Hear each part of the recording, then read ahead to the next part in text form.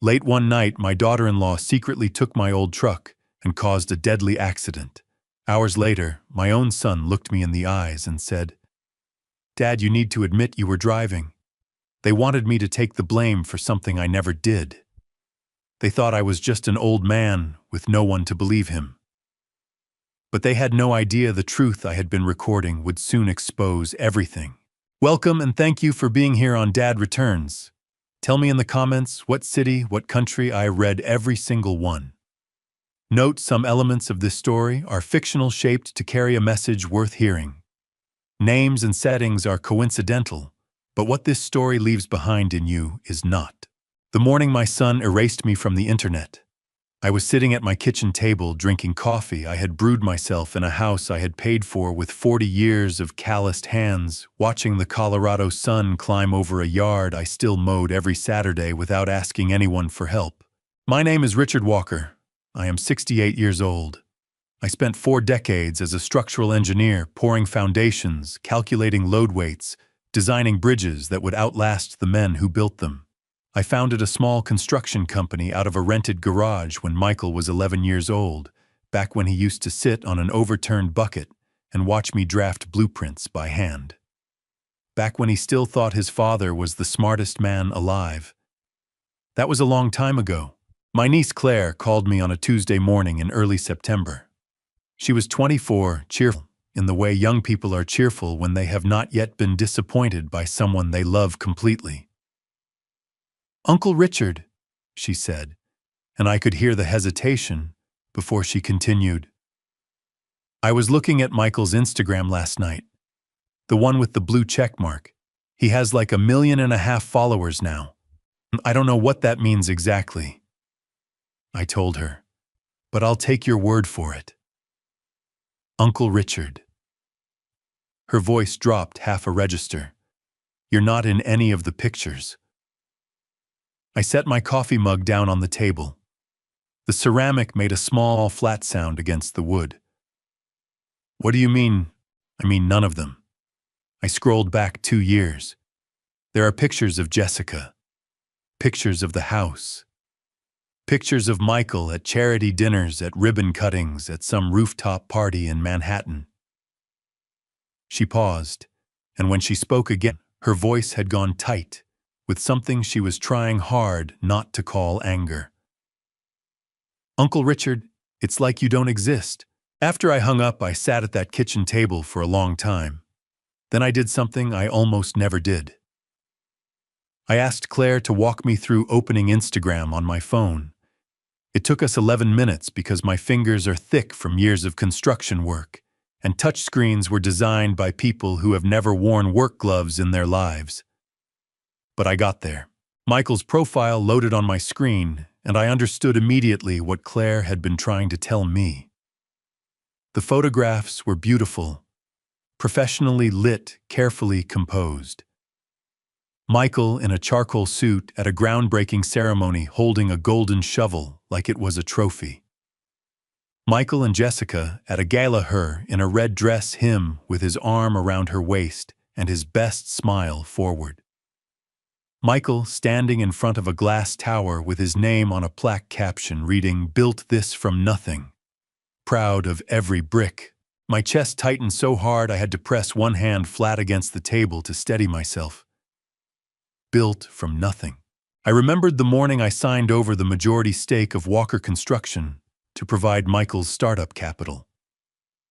I remembered co-signing his first commercial loan because the bank would not touch a 40-year-old first-time developer without his father's engineering reputation behind him. I remembered driving 3 hours to personally vouch for him to a contractor who had known me for 20 years and was not yet sure about the son. I found the one photograph Claire had mentioned. It had been posted 3 years ago, the day Michael's first building was officially completed.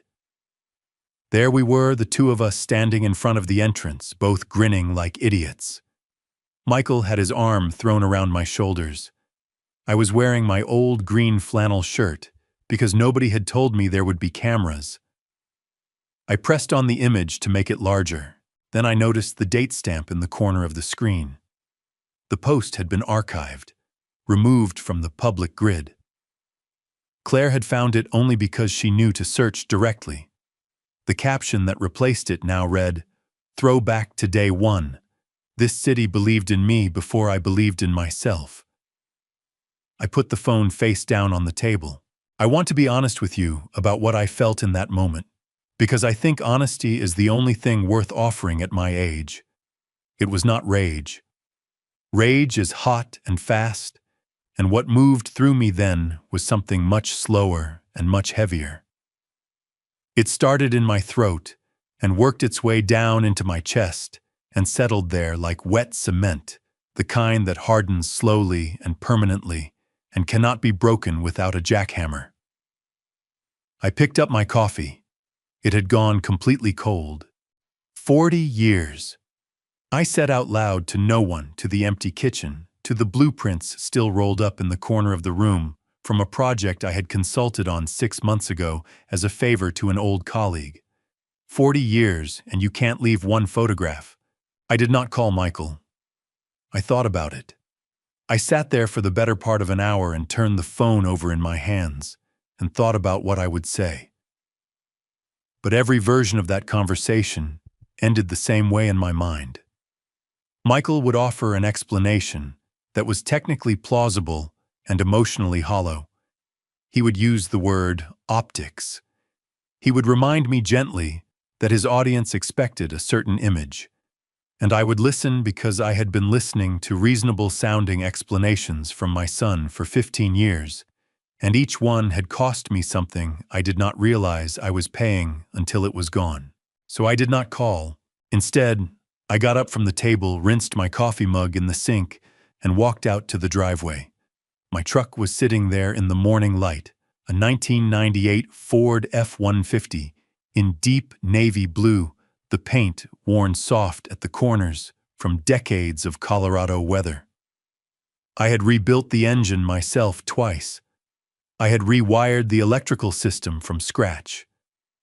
3 years ago, after an unpleasant dispute with a former business partner who had started sending people to take photographs of my property, I had installed a custom security system inside the cab camera and audio-encrypted synced automatically to a private server I maintained myself through a fiber connection in the garage. I ran my hand along the side of the truck the way you touch something you trust completely.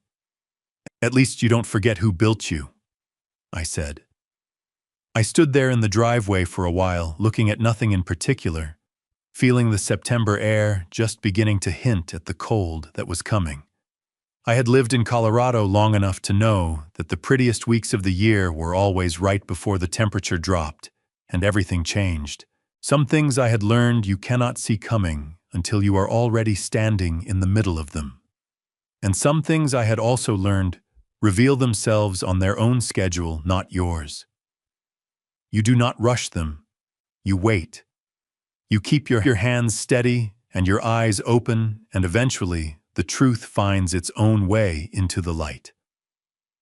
I went back inside, brewed a fresh pot of coffee, and waited for whatever came next.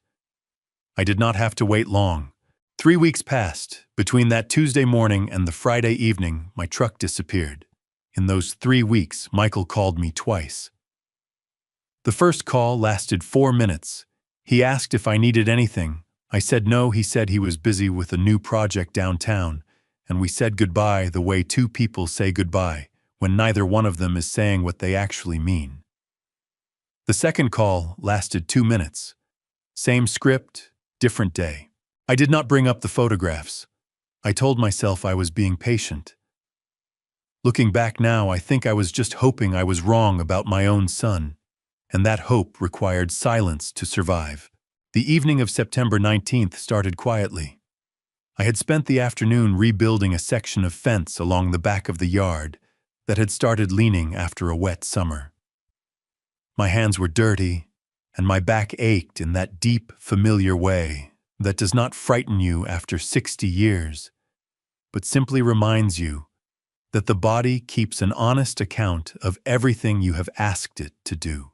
I cleaned up, heated a bowl of leftover chili, and sat down in the living room with a structural engineering journal I had been meaning to finish for 3 weeks. Outside, the Colorado sky was doing what it does best in September, turning from gold to deep purple, to the kind of dark blue that makes you feel like the world has gotten very quiet and very large all at once. Around 9 o'clock, I stood up to get a glass of water. I glanced through the front window, out of habit, the way you do when you have lived alone long enough that you develop small rituals of checking without quite knowing why. The driveway was empty. The space where my truck had been parked since 6 that morning was just concrete pale under the streetlight and nothing else. My heart knocked hard against my ribs once, twice the way it does when your body understands something a half second before your brain catches up. I walked to the front door, opened it, and stood on the porch in my socked feet on the cold concrete. The driveway was absolutely, undeniably empty.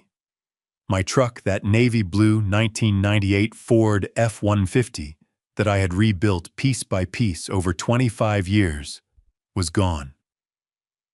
"Well," I said out loud, my voice coming out rough and dry in the night air. "That is something." I went back inside. I did not call the police. Something told me the same instinct that has kept engineers alive on job sites for 40 years, that the right move was not to react, but to understand. I walked to my office, sat down at the desk, and opened the laptop where the security system dashboard lived. The interface was simple because I had built it to be simple. 4 camera feeds, GPS tracking, updated every 30 seconds, audio activation, triggered by sudden sound or voice detection inside the cab. I had designed the entire system myself. After a former business partner started making threats I took seriously enough to document, but not seriously enough to lose sleep over. I pulled up the event log. 8:47 in the evening, motion detected in the driveway. Camera 1 exterior front activated. I clicked play. The footage was clear, sharp, in that greenish night vision way that turns the familiar slightly strange.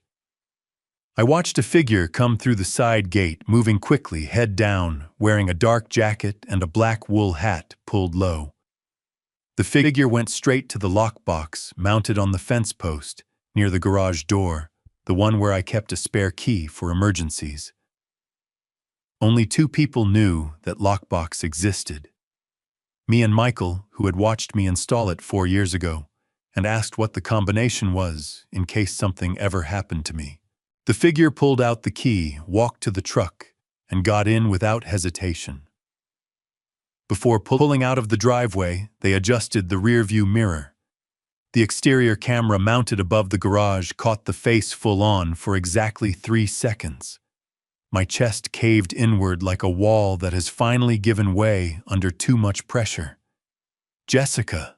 My daughter-in-law was wearing a wool hat and a jacket with the collar turned up, and she had used a key from a lockbox only my son knew about. And she was driving my truck out of my driveway at 8:47 on a Friday night, without asking, without calling, without leaving a note on the door or a message on my phone. I sat back in my chair and pressed both hands flat against the desk, because my fingers had started to tremble not from fear, but from the particular fury that comes when you realize someone has treated you as an object in a plan, rather than a person with a life. Jessica. I said her name out loud in the empty office, and it came out quieter than I expected, which somehow made it worse. I forced myself to breathe slowly the way I used to breathe on job sites when something went wrong and panic would have cost lives. In through the nose, out through the mouth. Count to 4, assess the situation with your eyes instead of your gut. The GPS tracker showed the truck moving south on Federal Boulevard, then east on Colfax into the part of the city where the bars and clubs did not close until 2 in the morning. That told me enough about the destination. What it did not tell me was why she had taken my truck instead of her own car or Michael's or a rideshare like any normal person would. And then I understood. Her car had the company logo on the back. Michael's car was a custom Range Rover that got photographed every time it parked downtown. Mine was an anonymous old pickup truck that nobody would look at twice. She needed invisible. She chose me. I sat in that office chair for a long time, watching the blue dot on the GPS map that was my truck and my daughter-in-law somewhere out in the Friday night city. The fury in my hands had moved up into my jaw, into the muscles along my neck, into the place behind my eyes where headaches start. I thought about calling Michael. I thought about driving down there myself. I thought about half a dozen things that would have felt satisfying in the moment and accomplished exactly nothing. Instead, I pulled up the audio feed. The system was recording continuously as long as the truck was running. I did not listen that night. I turned the volume down, left the dashboard open on my screen, and went to bed because 68 years have taught me that the worst decisions are made when you are exhausted and angry, and the best ones are made when you have slept and thought clearly and understand exactly what you are dealing with. The truck would come back. Or it would not. Either way, the camera was still recording. And whatever Jessica was doing out there in the dark city in my old navy blue pickup truck, she was doing it on film. I did not sleep well that night. I lay on top of the covers, fully dressed, one arm folded behind my head, staring at the ceiling the way you do when your mind refuses to stop turning over a problem that does not yet have enough pieces. Somewhere past 1 a.m, my phone buzzed on the nightstand with a notification that cut through the dark like a blade. Collision alert, vehicle GPS Kessler AV, and 38th impact detected 1:14 a.m. I was sitting upright before I finished reading it. My heart was hammering so hard I could feel it in my back teeth. I grabbed the phone, opened the security dashboard, and pulled up the live camera feed with fingers that would not quite cooperate.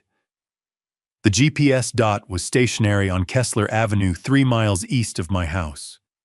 The front camera had activated on impact. I pressed play on the footage. The picture was sharp and cold. The street washed in amber from the overhead lights. The pavement dark and wet from an earlier drizzle. I could see the crosswalk markings on the asphalt, white paint slightly worn at the edges. A figure was moving across the street inside those markings, unhurried the way a man walks, when he has no reason to believe the night has anything dangerous in it. Dark jacket, gray hair catching the light. A rolling gait I recognized the way you recognize a piece of music you have not heard in years, but never actually forgot. My throat closed around my next breath and refused to let it go. Samuel, I whispered. Samuel Carter, 61 years old. We had worked side by side for 15 years on job sites across 3 states. The kind of friendship that does not need maintenance, because it was built from something sturdier than convenience. 6 months ago, he had driven to my house unannounced, sat down at my kitchen table and spread out a folder that made my stomach drop. Just to come. He had said that evening, his voice low and deliberate. I found something on the Millfield Bridge project. Material substitutions. $8 million in substandard steel listed as premium grade in the approved specs. Michael's signature is on 3 of the authorization forms. I had stared at that folder for a long time. You're sure? I am an engineer, same as you, Samuel had said, and his jaw was tight with the specific fury of a man who has spent his life building things meant to hold weight and cannot bear to see that work made into a lie. I don't say I'm sure until I'm sure. Now I watched that same man stepping through a crosswalk in the middle of the night, and the truck I owned was accelerating toward him. No, I said out loud to the empty bedroom. No, no, no. The impact hit the audio feed like a thunderclap. The camera lurched. Samuel's body left the ground, and the screen went white for half a second, and then the truck was moving again, continuing down Kessler Avenue, and Samuel Carter was on the pavement behind it. Jessica's voice came through the audio raw and high and fractured with panic. Michael, Can you hear me? Oh God, Michael, I hit someone on Kessler. He came out of nowhere. I don't know what to. And then Michael's voice. Clear. Controlled. Not the voice of a man who had just been told his wife struck a pedestrian. The voice of a man who had already decided what to do next. Listen to me. Is it Samuel Carter? Jessica's breathing hitched. What? How do you know his Jessica? Michael's voice sharpened like a blade finding its edge. Is it the old man with gray hair? Is it him? I think so. I don't know. He's just lying there and I just drive away. The words landed flat and absolute. Drive away right now. Michael, I can't just. He is carrying a file that will destroy everything we have built. Michael's voice dropped even lower, slower, each word measured and deliberate. That man on the ground is the only person who can put me in a federal prison. So you are going to drive away, and you are going to do it right now, and you are not going to call anyone. A sound came out of me that I am not able to describe accurately. It was not a word. It started somewhere deep in my chest and forced its way up through my throat, something between a groan and a gasp. The sound a man makes when the floor drops out from under something he believed was solid. My son had known Samuel was out there.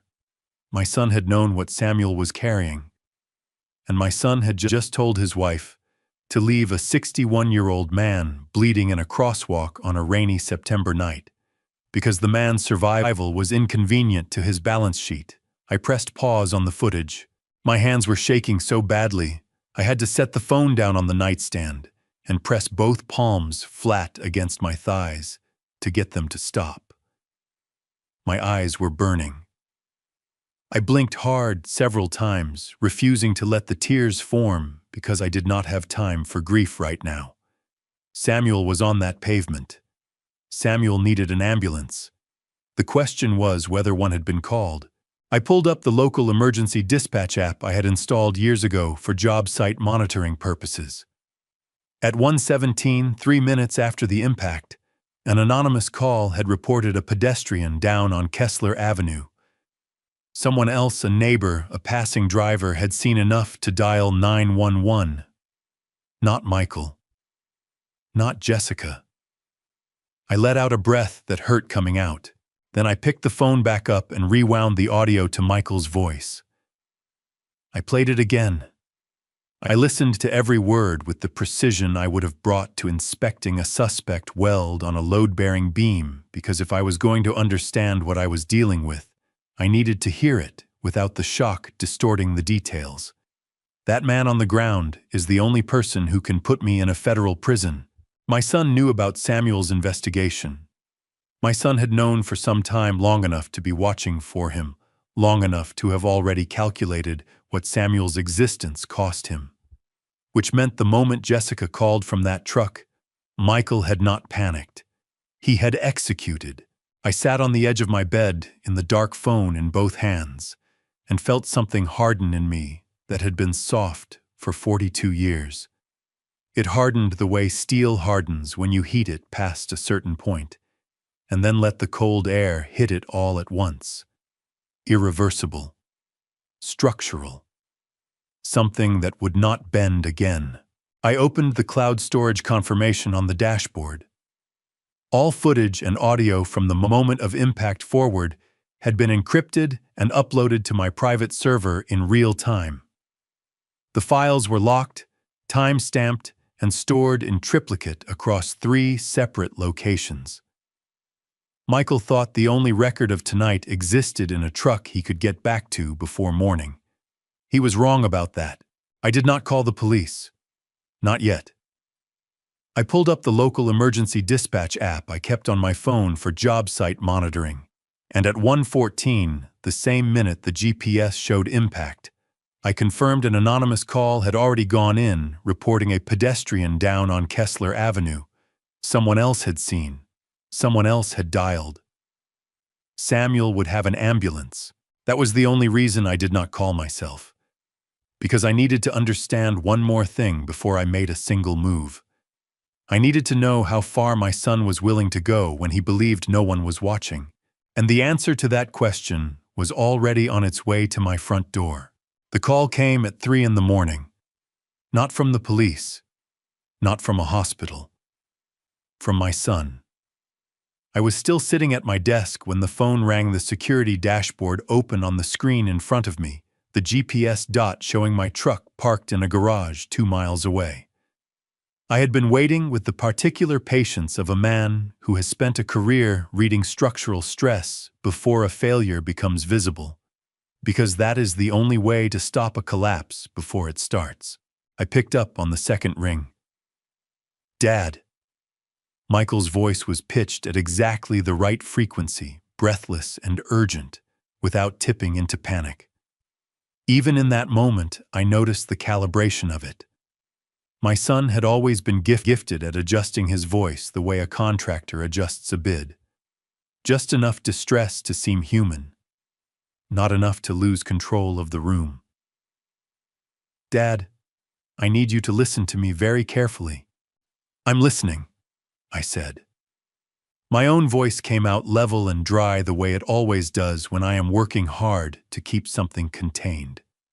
"There's been a situation with your truck. I can't explain everything right now, but I need you to come to Kessler Avenue, between 38th and 39th. Come now, don't call anyone and leave your cell phone at home because the signal out there is terrible." He paused for exactly 1 beat. "I'll explain when you get there." I noticed 3 things in that speech.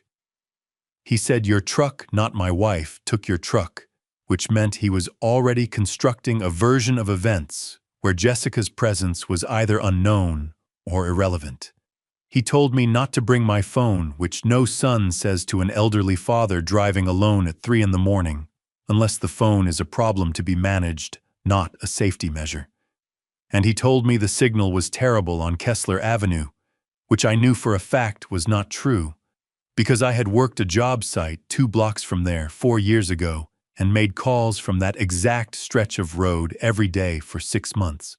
"All right," I said. "Give me 10 minutes." I hung up.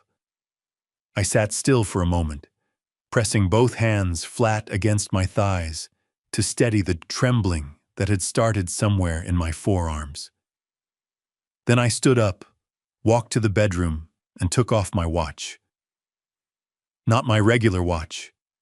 The old smartwatch I had retrofitted 3 years ago with a microphone and a GPS chip the size of a thumbnail, the one I wore when I had reason to believe a conversation needed to be documented. I slipped it onto my wrist and fastened the band. I left my cell phone on the desk, exactly where Michael expected it to be. On the drive to Kessler Avenue, I thought about Samuel Carter lying in that crosswalk. I thought about the 15 years we had spent on job sites together, the way Samuel could look at a load-bearing wall and tell you within minutes whether the contractor had skimped on the rebar without ever touching a measurement tool. I thought about the evening 6 months ago when he had sat at my kitchen table and laid out what he had found in the Millfield Bridge documents, his voice steady and his hands steady and his eyes carrying the weight of a man who knows what he is holding and what it will cost him to hold it. I gripped the steering wheel harder and kept driving. Michael was standing on Kessler Avenue when I pulled up near the stretch where the crosswalk markings were still visible under the streetlights. There were no police cars, no ambulance lights, just my son in a dark coat, holding something in his right hand, and the particular stillness of a street that has recently witnessed something it was not supposed to witness. I got out of my car, and Michael came toward me fast. He gripped my arm at the elbow, not the way a son grips a father he is worried about, but the way you grip a package you need to move quickly before anyone notices it. "Dad, thank God." His voice performed relief beautifully. "I got here as fast as I could. Listen, there's been an accident with your truck. You must have had some kind of episode you were driving you don't remember. That's okay, we can work with that." My stomach turned over so hard, I thought I might actually be sick right there on the pavement. "An episode," I repeated. A confusion episode. It happens, Dad. You're not as young as you used to be.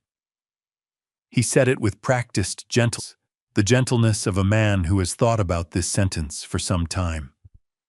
You took the truck out tonight without realizing it. You got disoriented. There was an accident.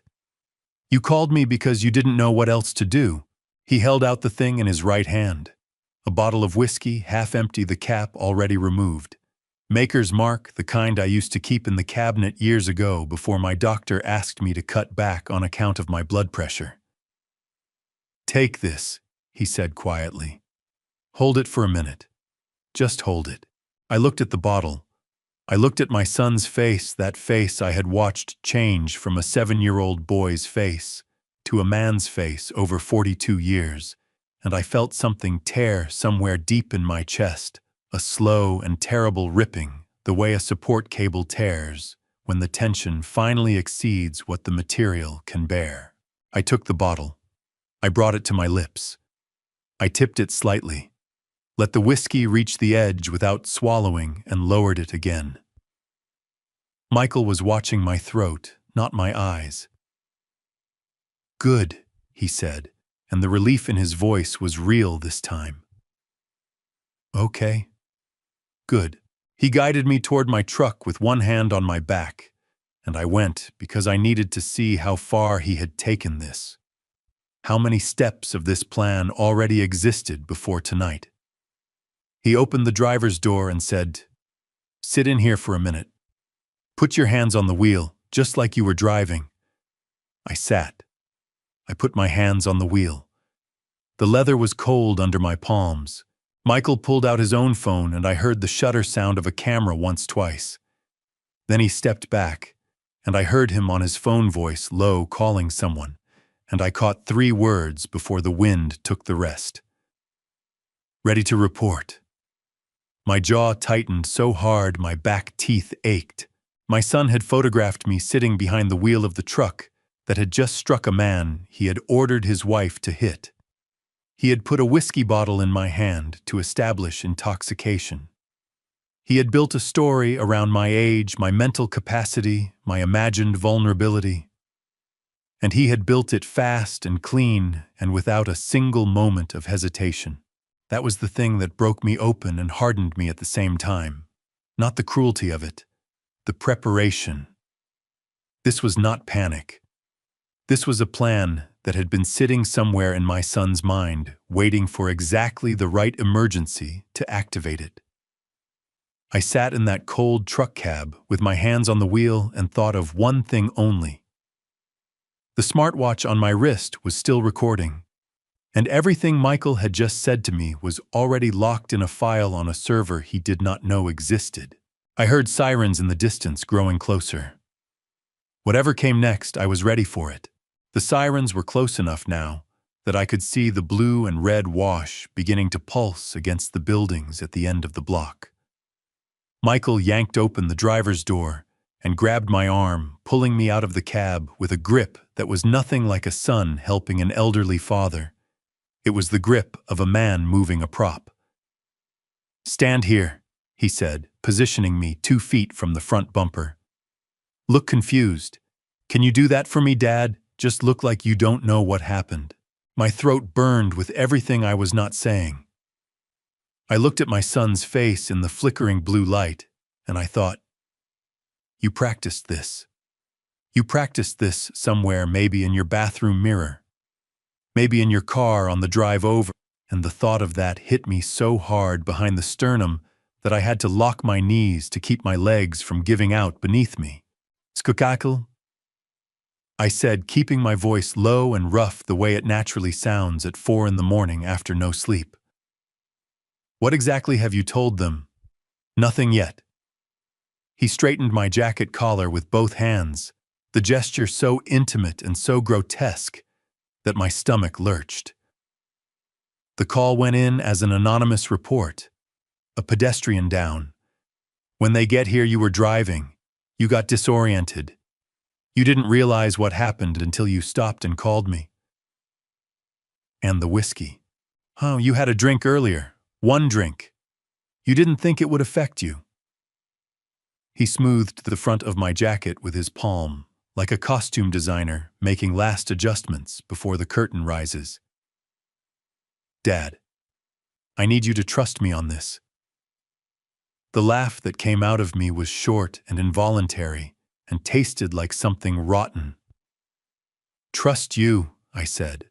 "I have handled situations like this before. I know how these things work." His voice dropped to almost nothing. Samuel Carter was going to destroy this family. Everything I built, everything you sacrificed to help me build gone. Because one bitter old man decided he wanted to be a hero with a folder full of paperwork. The rage that moved through me in that moment was so complete and so white-hot that it actually cleared my head, rather than clouding it the way extreme cold sometimes feels like burning. I looked at my son, and I said very carefully, "Samuel Carter is your godfather's oldest friend." Michael's jaw tightened. He was a liability. 2 patrol cars turned onto Kessler Avenue. Michael stepped back immediately, putting 3 feet of space between us, and when the officers got out of their cars, his entire body language transformed. His shoulders dropped. His chin came up with a tremble he had manufactured from nothing. He raised one hand toward the officers in a gesture of relief so convincing it made the hair stand up on the back of my neck. "Officers, thank God." His voice cracked on the second word, perfectly timed. My father called me. He was confused. He didn't know where he was. He's been having episodes. Our family doctor has been concerned for months. The younger of the 2 officers, a woman with short dark hair and sharp eyes, looked past Michael directly at me. "Sir, are you Richard Walker?" "I am," I said. "Can you tell me what happened tonight?" I held her gaze. My heart was hammering against my ribs hard enough that I was certain she could see it through my jacket. The smartwatch on my wrist was recording every word. The cloud server 3 miles away was storing everything the truck cameras had captured. I had more evidence in my possession at that moment than most prosecutors see in a month. And I said, "I'm not entirely sure. I got a call from my son. I drove here. It was not a lie. It was also not the truth Michael needed it to be. But it was enough to keep the situation moving forward without me committing perjury, which I was not willing to do regardless of what happened next." Michael shot me a look that lasted less than 1 second. A flash of something sharp and assessing behind the performance of the worried son. I met it without flinching, my face as composed as I could hold it, my hands loose at my sides, even though every muscle in my forearms was pulled wire-tight. The officer asked me 3 more questions. I answered each one honestly, without providing anything that advanced Michael's narrative. When she asked if I had been drinking, I said I had held a bottle but not consumed it, which was accurate. Michael, standing just behind her left shoulder, pressed his lips together so hard they went white. The second officer had walked the length of the block and was now crouching near the crosswalk, examining something on the pavement with a flashlight. He called back to his partner. "We've got paint transfer on the curb, dark blue, and there's a scrape pattern consistent with a vehicle going at speed." Michael stepped forward. "My father's truck is dark blue. He's had the vehicle for 25 years. He loves that truck. He would never intentionally—" "Sir," the female officer said, holding up one hand without turning around. "I'll come to you in a moment." The rebuke was mild. Michael absorbed it with a nod and a look of devastated patience that he had clearly rehearsed. But I saw his right hand down at his side, where the officers could not see it curl into a fist so tight that his knuckles went the color of old bone. My son was frightened. Underneath all the performance and the preparation and the manufactured grief, he was genuinely, viscerally frightened. And I understood then that a frightened Michael was more dangerous than a confident one, because confidence has limits and fear does not. The female officer turned back to me. "Mr. Walker, we're going to need you to come to the station with us, just to get a full statement. Your son is welcome to follow." "Of course," I said. Michael put his hand on my shoulder as we walked toward the patrol car, and he leaned close enough that only I could hear him say, "You're doing great, Dad. Just keep it simple. I'll take care of everything else." I felt the weight of his hand on my shoulder the way you feel a structural flaw in a wall you built yourself. You know exactly where it is. You know exactly when it will fail. You just have to decide whether to patch it or let it come down. I had already decided. The interview room at the Denver Police Department on Decatur Street smelled like burnt coffee and old carpet, and the fluorescent light above the table flickered every 40 seconds with the reliability of a faulty circuit. I would have fixed in 20 minutes if anyone had handed me a screwdriver. I had been sitting there for 2 hours when Detective Daniel Reeves finally came in. He was a compact man in his mid-50s, with the unhurried movements of someone who had learned long ago that urgency rarely improves an interview. He set a paper cup of coffee in front of me without asking if I wanted it, sat down across the table and opened a manila folder with the careful deliberateness of a man who had already read everything inside it twice. "Mr. Walker," he said, "I appreciate your patience. I know it's been a long night." "It has." I agreed. "Your son has been very helpful, very forthcoming." He said it without any particular emphasis, but I had spent 40 years reading the stress tolerances of materials under pressure, and I heard the careful neutrality in his voice the way you hear a hairline crack when you tap a beam with a wrench. He mentioned that you've been having some difficulties recently. Memory issues. Confusion. My jaw tightened so hard it sent a spike of pain up toward my left ear. I breathed through it slowly. "My son said that," I said. Not a question. "He did. Said your family doctor had raised some concerns." Reeves watched my face with the focused attention of a man who had interviewed thousands of people and knew that faces told a different story than words about 70% of the time. "Is that accurate, Mr. Walker?" "I have an annual physical every October," I said. "My last blood work was excellent. My doctor's name is Patricia Hess at Denver Health. You're welcome to contact her." Reeves wrote something in his folder. "Can you walk me through last night in your own words, starting from when you first got the call from your son?" I opened my mouth to answer, and that was when the television mounted in the corner of the room, visible through the interior window that looked out into the bullpen, came to life with Michael's face filling the screen. He was standing at a podium in front of the Marriott on Curtis Street, microphone forest in front of him, camera lights turning his face into something polished and sorrowful and entirely constructed.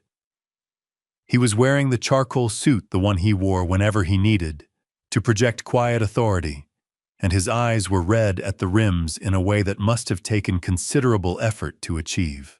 "If I could ask for everyone's patience and compassion," Michael said, his voice breaking on the last word with surgical precision. "This is an incredibly difficult moment for our family." My hands resting flat on the table curled into fists so tight that my knuckles cracked. Reeves noticed. He did not comment. "My father," Michael continued, "has been struggling with cognitive decline for the better part of a year. Our family has tried to manage this privately, out of respect for his dignity. But last night made it clear that we can no longer protect him from himself." He paused. His chin dropped. He pressed 2 fingers to his lips in a gesture of barely contained grief that was so perfectly executed, I wanted to put my fist through the wall. "The man out there in the hospital right now, the pedestrian, our hearts break for him and his family. My father would never intentionally harm anyone. He simply did not know what he was doing." The room through the window had gone quiet. Officers standing with their eyes on the screen. Someone near the coffee machine said under their breath, "Poor guy." My vision went sharp and narrow the way it does when something shifts from painful to unbearable. I felt my eyes burning not with grief, but with a fury so concentrated it had nowhere to go, pressing against the back of my skull like steam in a sealed pipe. Mr. Walker. Reeves was watching me with an expression that had shifted slightly, something more careful in it now. "Are you all right?" "I am watching my son tell 400 journalists that I have dementia," I said. My voice came out steadier than I expected. "So I am not all right, but I am functional." Reeves set his pen down. "Is there anything you want to say on the record right now?" I thought about the smartwatch on my wrist. I thought about the cloud server with its time-stamped files. I thought about everything I held, and everything Michael believed he had taken from me. And I thought about the 42 years I had spent building something I believed was a family. And I felt the grief of that hit me finally, the real grief, not the rage, but the sorrow underneath it, so heavy and so complete, that for one moment my throat closed entirely, and I had to press my hand flat against my chest, just to remind myself to breathe. Then I straightened up in that metal chair, and I looked Detective Reeves in the eye, and I said, "Not yet, but I will." He studied me for a long moment. Then he picked his pen back up and said, "All right, let's go back to the beginning. Tell me about last night in your own words, starting from when you first noticed your truck was missing." And I told him, not everything, but enough truth to establish a record. Enough to make sure that when the rest of the story came out, and it would come out, there would already be a foundation laid in this room, in this folder, in this detective's careful handwriting. On the screen behind the glass, Michael was still talking, still performing, still building the version of events he believed would hold. He looked confident. He looked prepared. He looked like a man who believed he had already won. I recognized that look. I had worn it myself years ago, on the day I handed him the keys to everything I had built and told him the future was his. I had been wrong to trust so completely then. I would not make the same mistake twice. Michael drove me home from the station himself, which told me everything I needed to know about how confident he was feeling. A man who has just watched his plan come together does not put his father in a rideshare and wave goodbye from the curb. He drives his father home personally, holds the door open, carries the performance all the way to the finish line. Michael held my elbow getting out of the car. He guided me up the porch steps with a hand at my back. He even wiped his shoes on the mat before coming inside, which he had not done in the 4 years since he stopped visiting regularly. "You should sit down, Dad," he said, steering me toward the armchair in the living room with the practiced efficiency of someone who had decided in advance where all the furniture would go. "You've been through a lot." "I've been through more than you know," I said, and he heard it as an old man's weariness, and I meant it as something else entirely. He disappeared into the kitchen. I heard the tap run the cabinet open. He came back with a glass of water and set it on the side table next to me, then stood in the middle of the living room and did what he had come here to do. He began to look. I watched him from the armchair. His eyes moved across the room the way a building inspector's eyes move systematically, checking corners and surfaces and angles. He was looking for something specific, and the care he was taking not to appear to be looking told me he had been thinking about this since before we left the police station. "Nice place," he said, even though he had been inside this house dozens of times. "You keep it clean." "I live alone," I said. "There's no one else to make a mess." He drifted toward the hallway, hands in his pockets, casual as a man on a Sunday walk. "The truck's been impounded," he said over his shoulder. "Just temporary while they process the scene. I'll have my attorney handle the paperwork." "That's kind of you," I said. He turned back toward me. Dad, I want to ask you something, and I need you to answer me straight. His voice had shifted into the register he used in negotiations, smooth and direct, and carrying the implication that the correct answer was already known. The truck. Does it have any kind of recording equipment? Anything I should know about before the police start going through it? My heart rate climbed exactly 4 beats per minute. I know this because the smartwatch on my wrist measured it. I put a dash cam on the windshield, I said. One of those little ones from the auto parts store. $60? Probably shook loose in the accident. Something moved across Michael's face too fast to name a ripple of relief beneath the surface tension. That's it, nothing else. I said, letting a note of tired offense come into my voice, the kind an elderly man produces when he feels his son is asking questions above his comprehension. I'm 68 years old. I can barely operate the television remote. What else would I have? He accepted that. He should not have, but he did.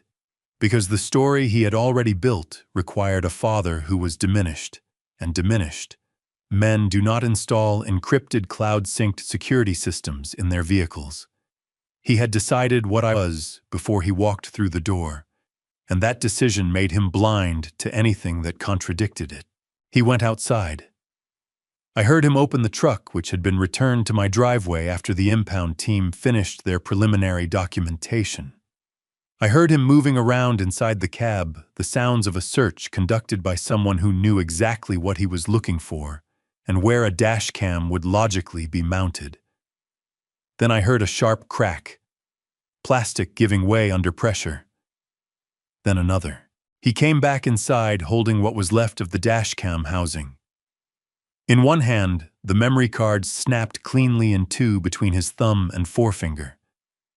He held it up so I could see it clearly, and the expression on his face was so close to satisfaction that it turned my stomach completely over. This was hanging loose, he said. Probably from the impact. I went ahead and cleared it out so it doesn't rattle around in there. He dropped the broken pieces into his jacket pocket like they were nothing more than litter. I looked at the pieces disappearing into his pocket. I looked at my son's face, that face I had shaped and fed and watched grow from nothing, and I felt a grief so enormous and so specific that it pressed against the inside of my chest like a wall that has been asked to hold more weight than it was ever designed to carry. My eyes burned. My throat ached with everything I was swallowing back down. But underneath the grief, underneath the sorrow for the boy he used to be, and the man I had failed to notice him becoming something else, was burning. Something patient and precise and extremely, extremely angry. "Thank you," I said. "That was thoughtful." Michael sat on the edge of the couch and pulled out his phone. A moment later, I heard Jessica's voice through the speaker, tight and clipped. "Is it done?" "Taken care of," Michael said, glancing at me with an expression calibrated to suggest he was simply checking messages. "Everything's clean." Jessica exhaled a long, shaking breath that carried 3 hours of fear rushing out at once. "Thank God." "Michael, I need to know I'm safe. I need you to tell me I'm safe." "You're safe," Michael said. Dad handled it perfectly. He said it like a compliment, like I had done him a favor. Like the 68-year-old man sitting in the armchair across from him had cooperated beautifully with the plan designed to end his freedom. I pressed my hands flat on my knees to stop them from shaking with rage. And I thought about the server in my garage humming quietly behind the false wall I had built 3 years ago, storing every second of footage from a camera that no one in this room had ever seen. Michael stayed another 20 minutes. He patted my shoulder when he left and told me to get some rest. I waited until his taillights disappeared around the corner. Then I went to work. The next morning, I did something Michael had not anticipated, because it was not part of any plan he could have imagined for a man he believed was confused and diminished and grateful to be managed. I drove to Denver Health Medical Center. I had not slept.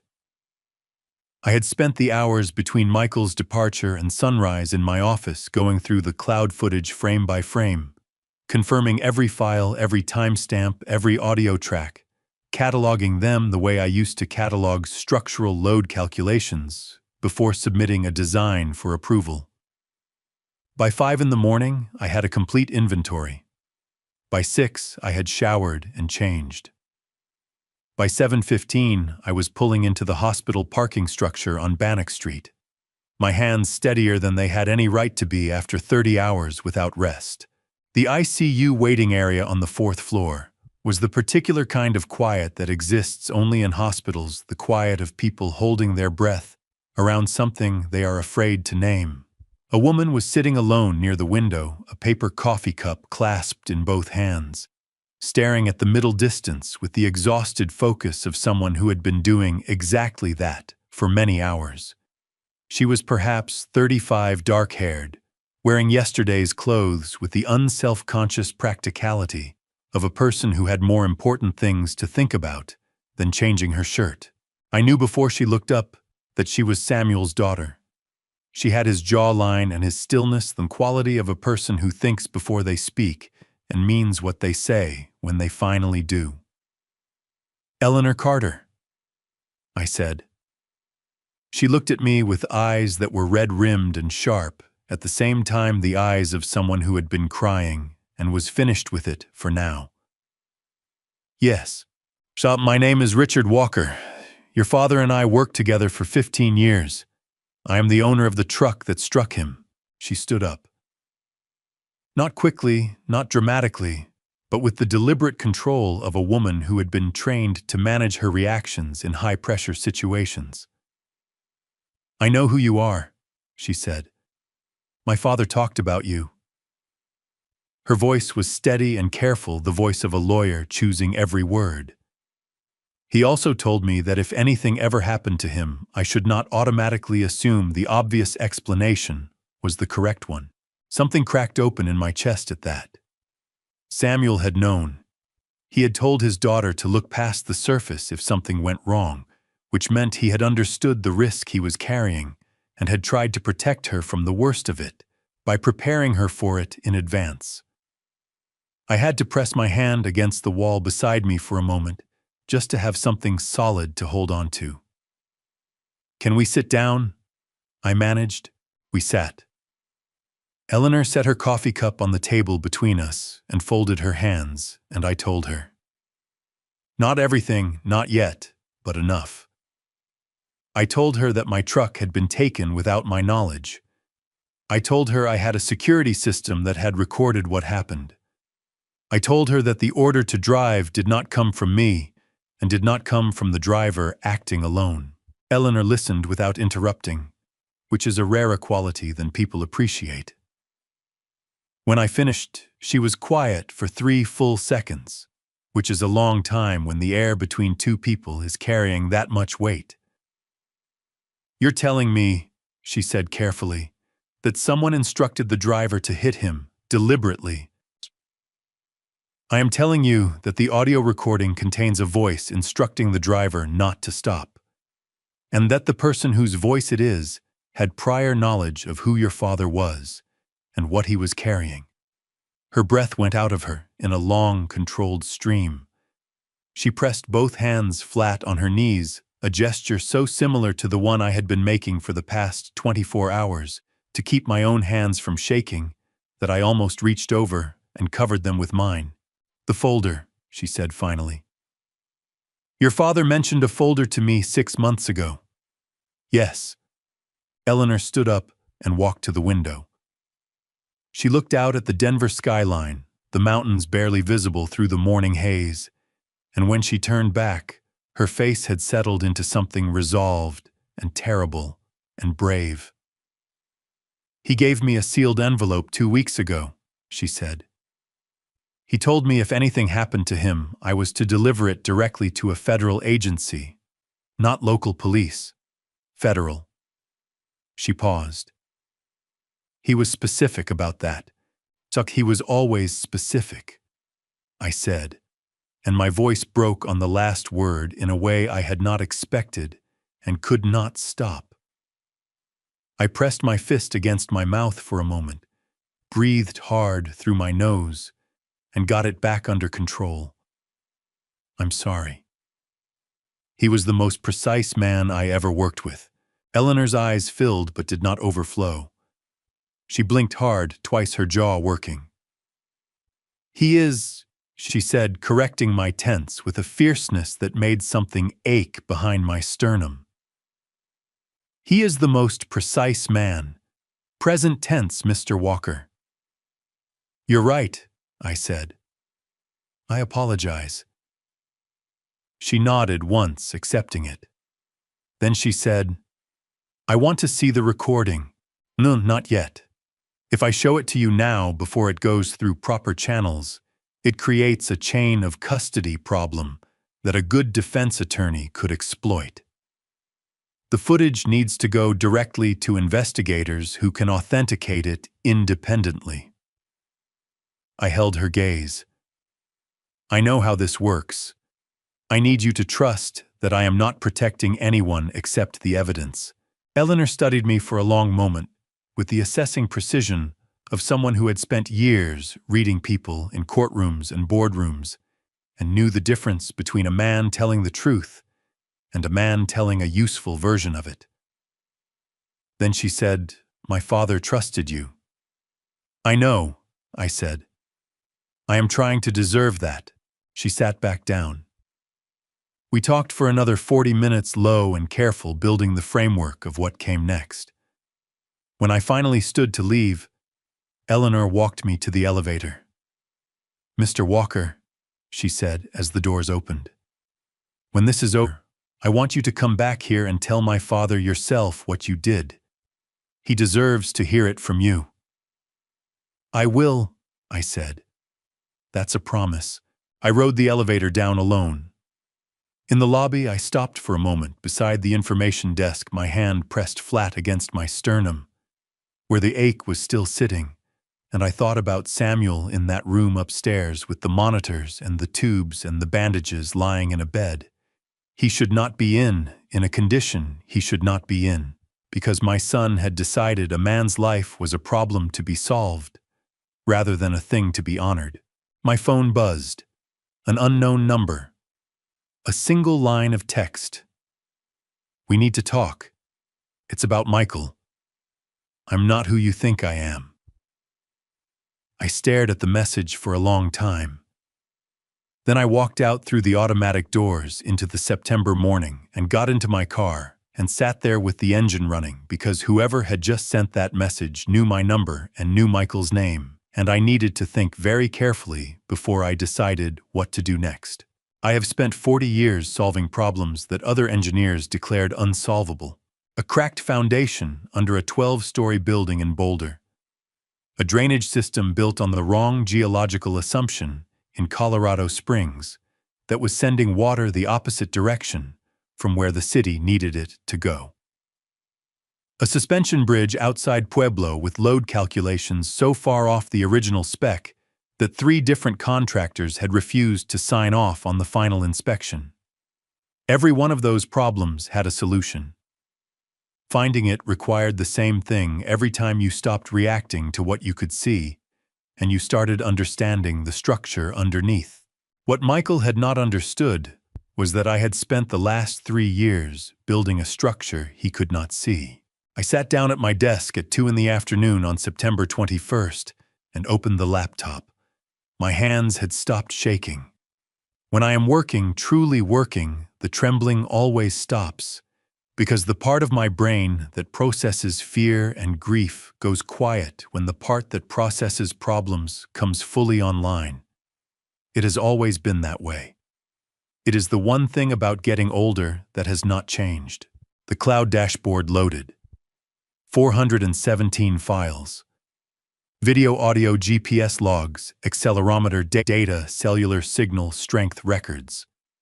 Everything from the moment the truck left my driveway on the evening of September 19th to the moment it was released from impound and returned to me this morning. All right, I said to the empty room. Let's see what we have. I called Marcus Webb at 2:15. Marcus and I had worked together on 3 infrastructure projects in the 90s, back when digital security meant locking a filing cabinet. He had pivoted into computer systems in the early 2000s and spent the last 15 years as a digital forensics consultant, the kind of expert whose testimony held up in federal court because his methodology was so rigorous that opposing attorneys rarely bothered to challenge it.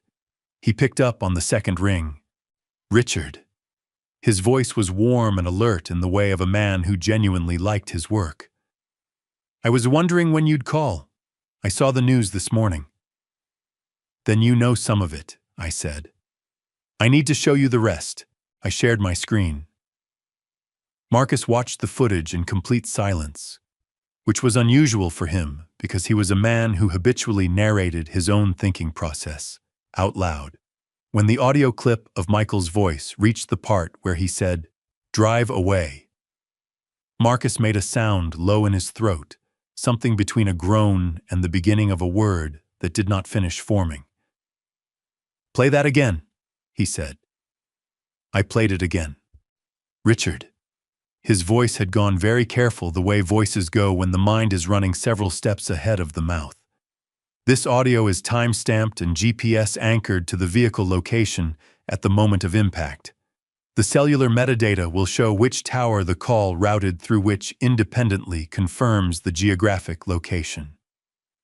Do you understand what that means for evidentiary purposes? Tell me in plain language, I said. I designed the system, not the courtroom. It means this cannot be fabricated after the fact. The timestamp is embedded in the encryption layer during transmission, not added on upload. A forensic examiner can verify that the file has not been altered since the moment it was created. This is not dashcam footage that someone recorded on a phone and uploaded later. His voice tightened with the particular intensity of a man who had spent 20 years watching good evidence get thrown out on technicalities. This is a continuous encrypted stream with an unbroken chain from the vehicle hardware to your private server. Richard, a federal prosecutor, would open a bottle of champagne for this. My chest did something complicated. Not relief exactly. Something that ached at the same time. It steadied the way a bone feels when a fracture begins to knit together, but the healing itself is painful. How long would it take you to prepare an authentication report? I asked. Give me 48 hours for a preliminary. Full documentation, methodology, technical specifications of your system, file integrity verification. Everything a court would need to establish foundation before admission. A pause. Rich, I have to ask you something, and I need you to answer me straight. Go ahead. Is there anything in this footage that cuts against you? Anything that could be used to argue you had prior knowledge or involvement? I thought about that question with the honesty it deserved. There is footage of me sitting in the driver's seat of the truck at the scene. My son put me there. My hands are on the wheel. I did not start the engine. Marcus exhaled hard. Okay. The GPS will show the truck was stationary from the moment of impact forward. The accelerometer data will confirm no movement consistent with driving. Your position in the vehicle after the fact does not establish you as the operator. Another pause, shorter. What about before? Where were you when the truck left your driveway? At home. My home security system has motion logs and interior camera footage showing me inside the house from 8 o'clock that evening until I left at approximately 3:15 the following morning in my personal vehicle. That's your alibi, Marcus said, and the relief in his voice was so genuine it made my throat tighten unexpectedly. Richard, that is a complete alibi. I pressed 2 fingers hard against the bridge of my nose and breathed. Get me the authentication report, I said when I trusted my voice again. And Marcus, nobody else sees this yet. Not the police, not anyone. I need to control the sequence. Understood. He paused one more time. Richard, how are you holding up? The question hit me somewhere I had not been guarding, and for a moment, just a moment, something in my face crumpled. I pressed my fist against my mouth the way I had been doing since this started, hard enough to feel my teeth against my knuckles, and I waited until it passed. I'm working, I said finally. When I'm working, I'm all right. Then keep working, Marcus said quietly. I'll call you in 48 hours. I closed the laptop. The office was very quiet. Outside the window, the September afternoon was doing nothing remarkable. Just light and shadow and the ordinary sounds of a neighborhood going about its business, with no idea what was being assembled in the room behind the glass. I opened my phone and looked at the text message from the unknown number again. The one that had been waiting since the hospital parking garage this morning. We need to talk. It's about Michael. I'm not who you think I am. I had spent the drive home and then the past 2 hours deciding whether to respond. I had made my decision. I typed 3 words, where and when, before I tell you what I discovered inside my own lawyer's office that morning. Something Michael, with all his power and all his contacts, never once thought to look for. Drop the number 10 in the comments right now. Just that. It tells me you are still here, and it tells me this story is finding the people who need it. Because what comes next changes everything you thought you knew about who actually held the power in this family. One quick note: parts of this story have been shaped for reflection and the lessons they carry. If that is not what you came for, no hard feelings. Step away. For everyone still here, let us keep going. Patricia Caldwell's office was on the 14th floor of a building on 17th Street that had been there since 1987, which I knew because I had consulted on the structural reinforcement of its parking garage in 1991 and had a specific memory of the elevator being slower than it should have been even then. It was still slow. I had called her from the hospital parking garage the previous morning before I responded to the unknown text. Patricia had been my corporate attorney for 22 years, which meant she had been managing the structure I was about to describe to my son's investigators, without my son ever knowing she existed in that capacity. She was 63 years old, had argued before the Colorado Supreme Court 4 times, and was one of the few people in my life who knew exactly what I had done with my ownership stake when I stepped back from the business 12 years ago. She was standing when I came in, which told me she had cleared her morning for this. Richard. She gripped my hand with both of hers, and her eyes moved across my face with the focused concern of someone reading a damage report. You look like you haven't slept in 2 days. 1.5, I said. Close enough. She poured coffee without asking, set it in front of me, and sat down across the desk. Tell me everything. I told her everything.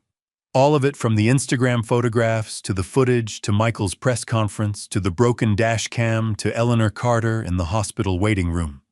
Patricia listened with a legal pad in front of her and made notes in the precise, abbreviated handwriting of a woman who had been capturing testimony for 30 years. She did not interrupt once. When I finished, she set her pen down, aligned it with the edge of the legal pad with a precision that told me she was thinking hard, and said, Richard, I need to ask you something before we go any further, and I need you to think carefully before you answer. Ask, I said. Did you at any point take any action intended to influence the outcome of the investigation? Did you withhold information from law enforcement, destroy any evidence, or make any statement you knew to be false? My jaw tightened. No. Did you instruct anyone else to take such actions on your behalf? No. Did you have prior knowledge that your truck would be used that night? No. She nodded once, the nod of a lawyer who has just confirmed the foundation is solid. Then here is where we are. She opened her laptop, turned it to face me, and pulled up a document I recognized immediately. The Delaware corporate filing for Cornerstone Holdings LLC dated 12 years ago. My holding company. My 34%. Michael has been operating as though he owns this company outright, Patricia said. He does not. He owns 49%. The Walker Family Trust, which you control, owns 34% through Cornerstone. The remaining 17% is distributed among 3 institutional investors who have no operational role. She looked at me over the top of her reading glasses. You have never exercised your shareholder rights. You have never attended a board meeting, never cast a vote, never requested a financial disclosure. I didn't want to interfere, I said. My voice came out rougher than I intended, scraped raw at the edges by something I did not want to name in a lawyer's office. He was building something. I didn't want him to feel like I was looking over his shoulder. Patricia's expression shifted into something that was not quite pity and not quite reproach. Richard, she said carefully, you gave your son 12 years of unchecked authority over a company where you held the largest single block of voting shares. And he used that time to authorize fraudulent material substitutions on a public infrastructure project. The words landed on my chest like structural load, each one adding weight, until I had to grip the arms of the chair to keep my posture straight. I know, I said. Believe me, I know. With 34% of voting shares, Patricia continued pulling her laptop back, and documented evidence of criminal conduct by the CEO. You have grounds to call an emergency shareholder meeting and move for Michael's removal from the board before a single criminal charge is formally filed. The institutional investors will follow the evidence. They always do when the alternative is liability exposure. She paused.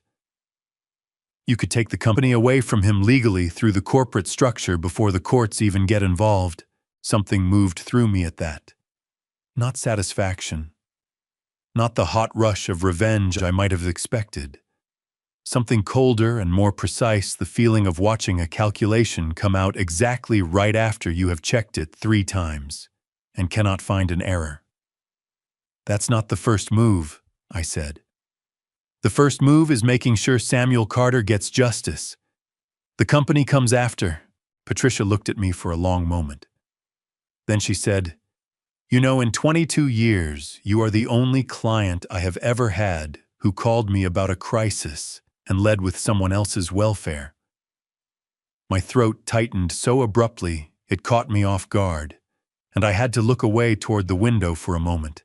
At the Denver skyline spread out 14 floors below, ordinary and indifferent, and somehow steadying. I breathed through it slowly. Why, Samuel is my friend, I said when I had my voice back. He was doing the right thing. He deserves to see it matter. Patricia closed her laptop. Then here is what we do. I prepare the shareholder documentation as a contingency ready to file the moment criminal charges are confirmed. Simultaneously, we ensure your forensic evidence reaches the right investigators through proper channels. She picked up her pen again.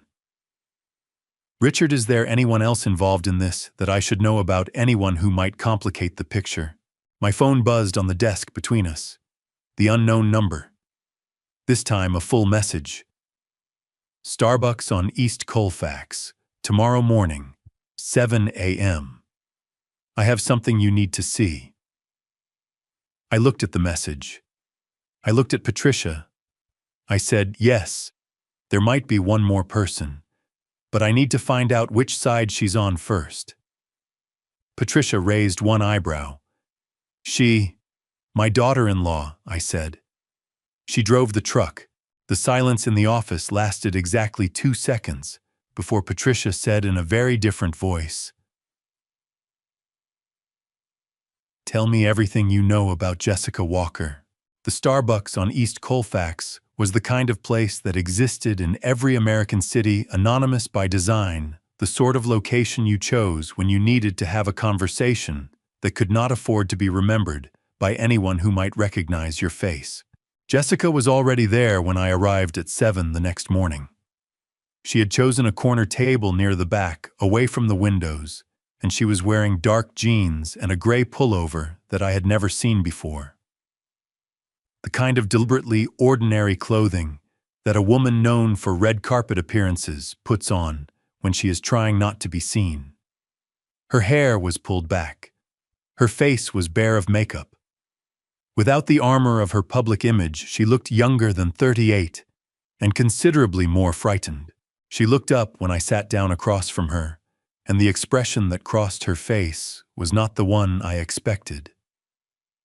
It was not guilt exactly. It was the expression of a person who has been calculating the odds of various outcomes for several days straight and has finally exhaustedly arrived at a number she does not like. "Thank you for coming," she said.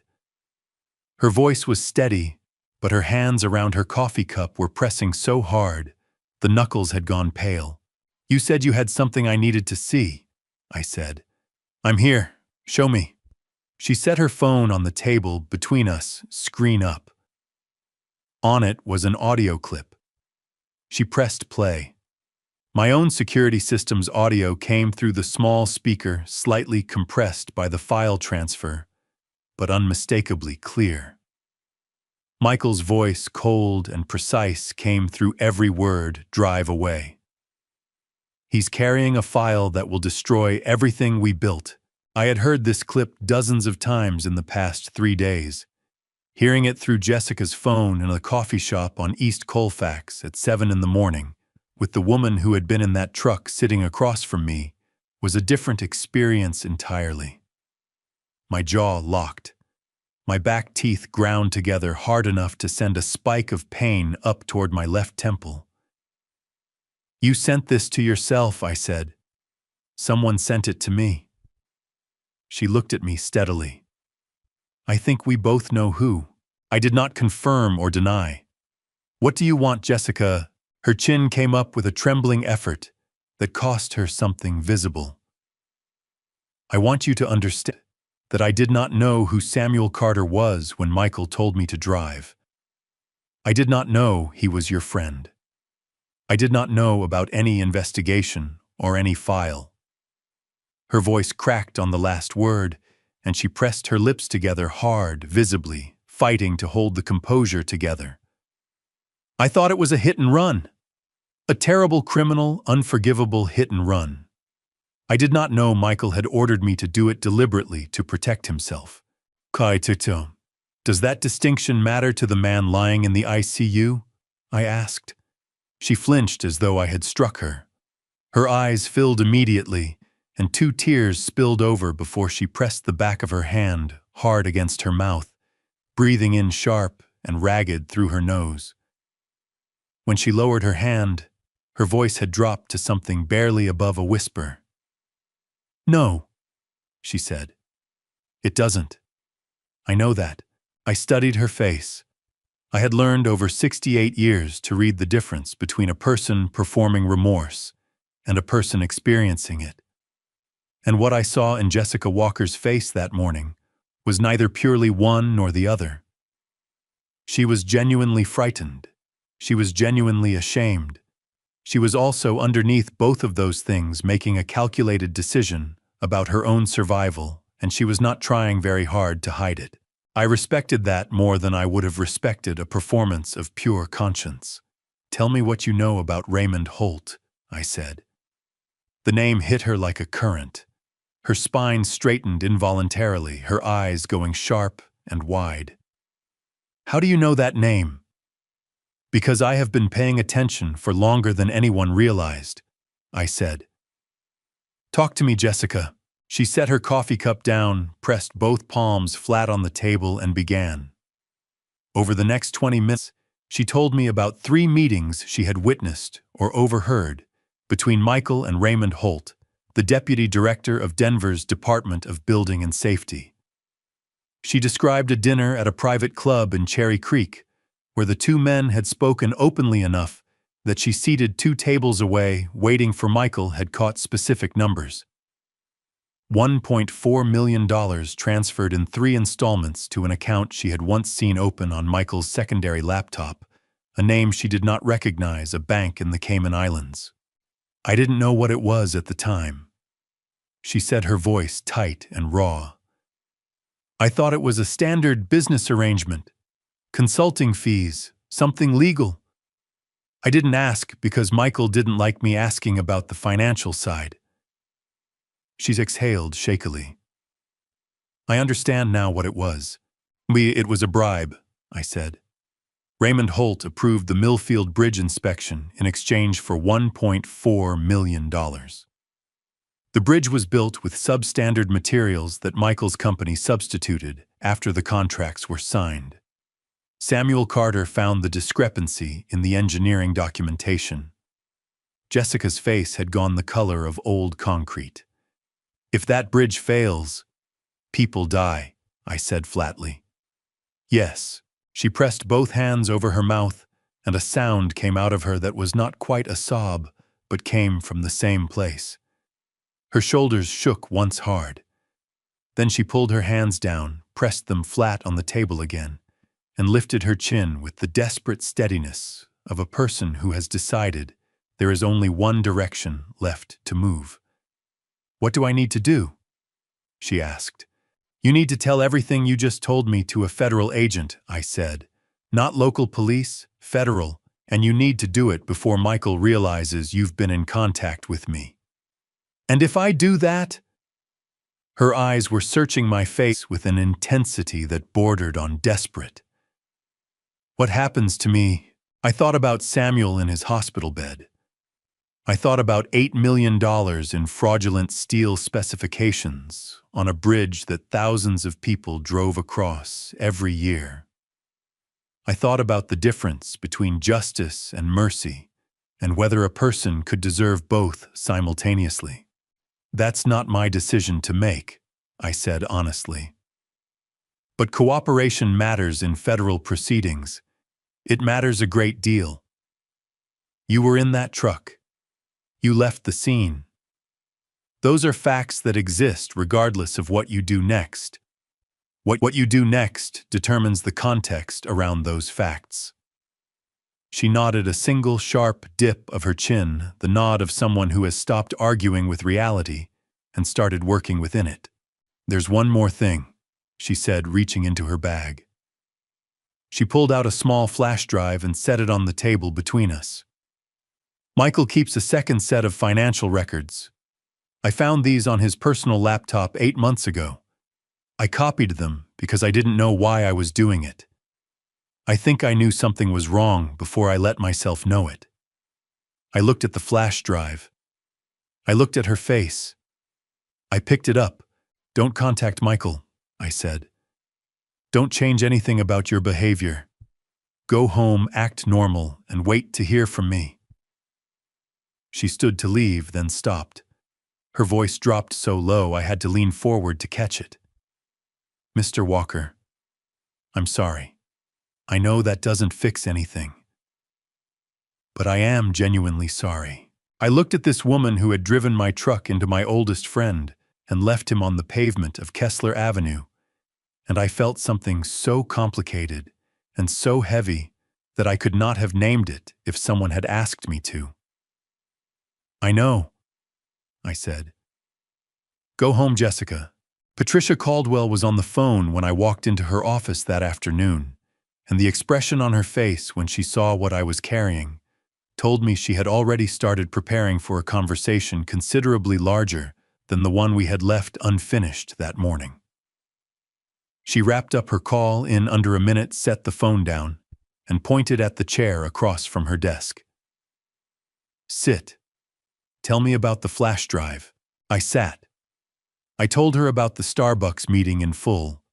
The audio clip Jessica had played, the 20 minutes of testimony about Raymond Holt, the Cherry Creek dinner, and the numbers Jessica had overheard, the offshore account, and finally the drive itself, which I set on the desk between us.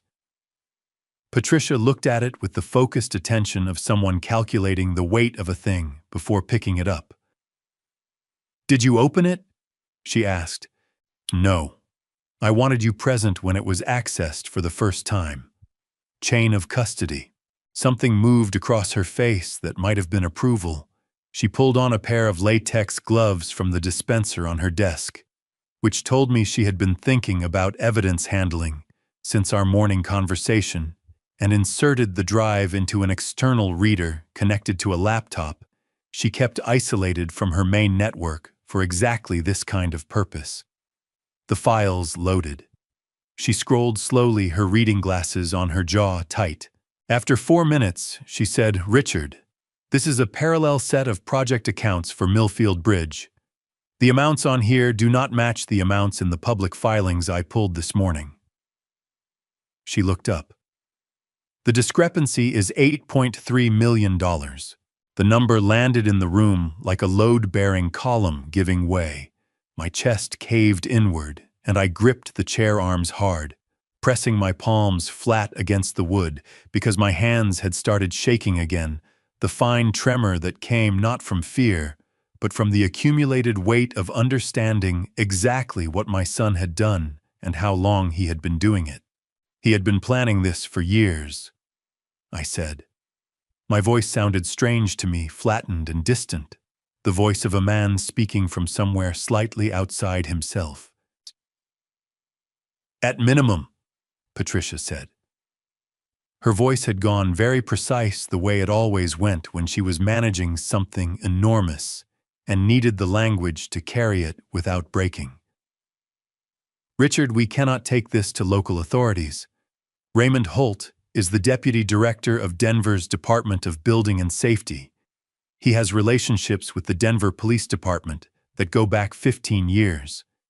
If this reaches the wrong desk before we control the sequence, evidence gets lost, witnesses get warned, and we are back to the press conference version of this story."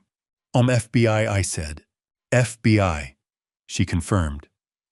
"Public corruption of a municipal official involving federal infrastructure funds falls squarely under their jurisdiction. I have a contact, Special Agent Karen Mills, Denver Field Office. She handles financial crimes and public corruption. I have referred cases to her twice before. She is thorough, she is careful, and she does not lose evidence." Patricia was already reaching for her phone. "I am going to call her now and arrange a meeting for tomorrow morning. Richard, I need you to bring everything. The cloud footage authentication from Marcus Webb, the flash drive, your documentation of the shareholder structure, and I need Jessica Walker to be prepared to provide a formal statement."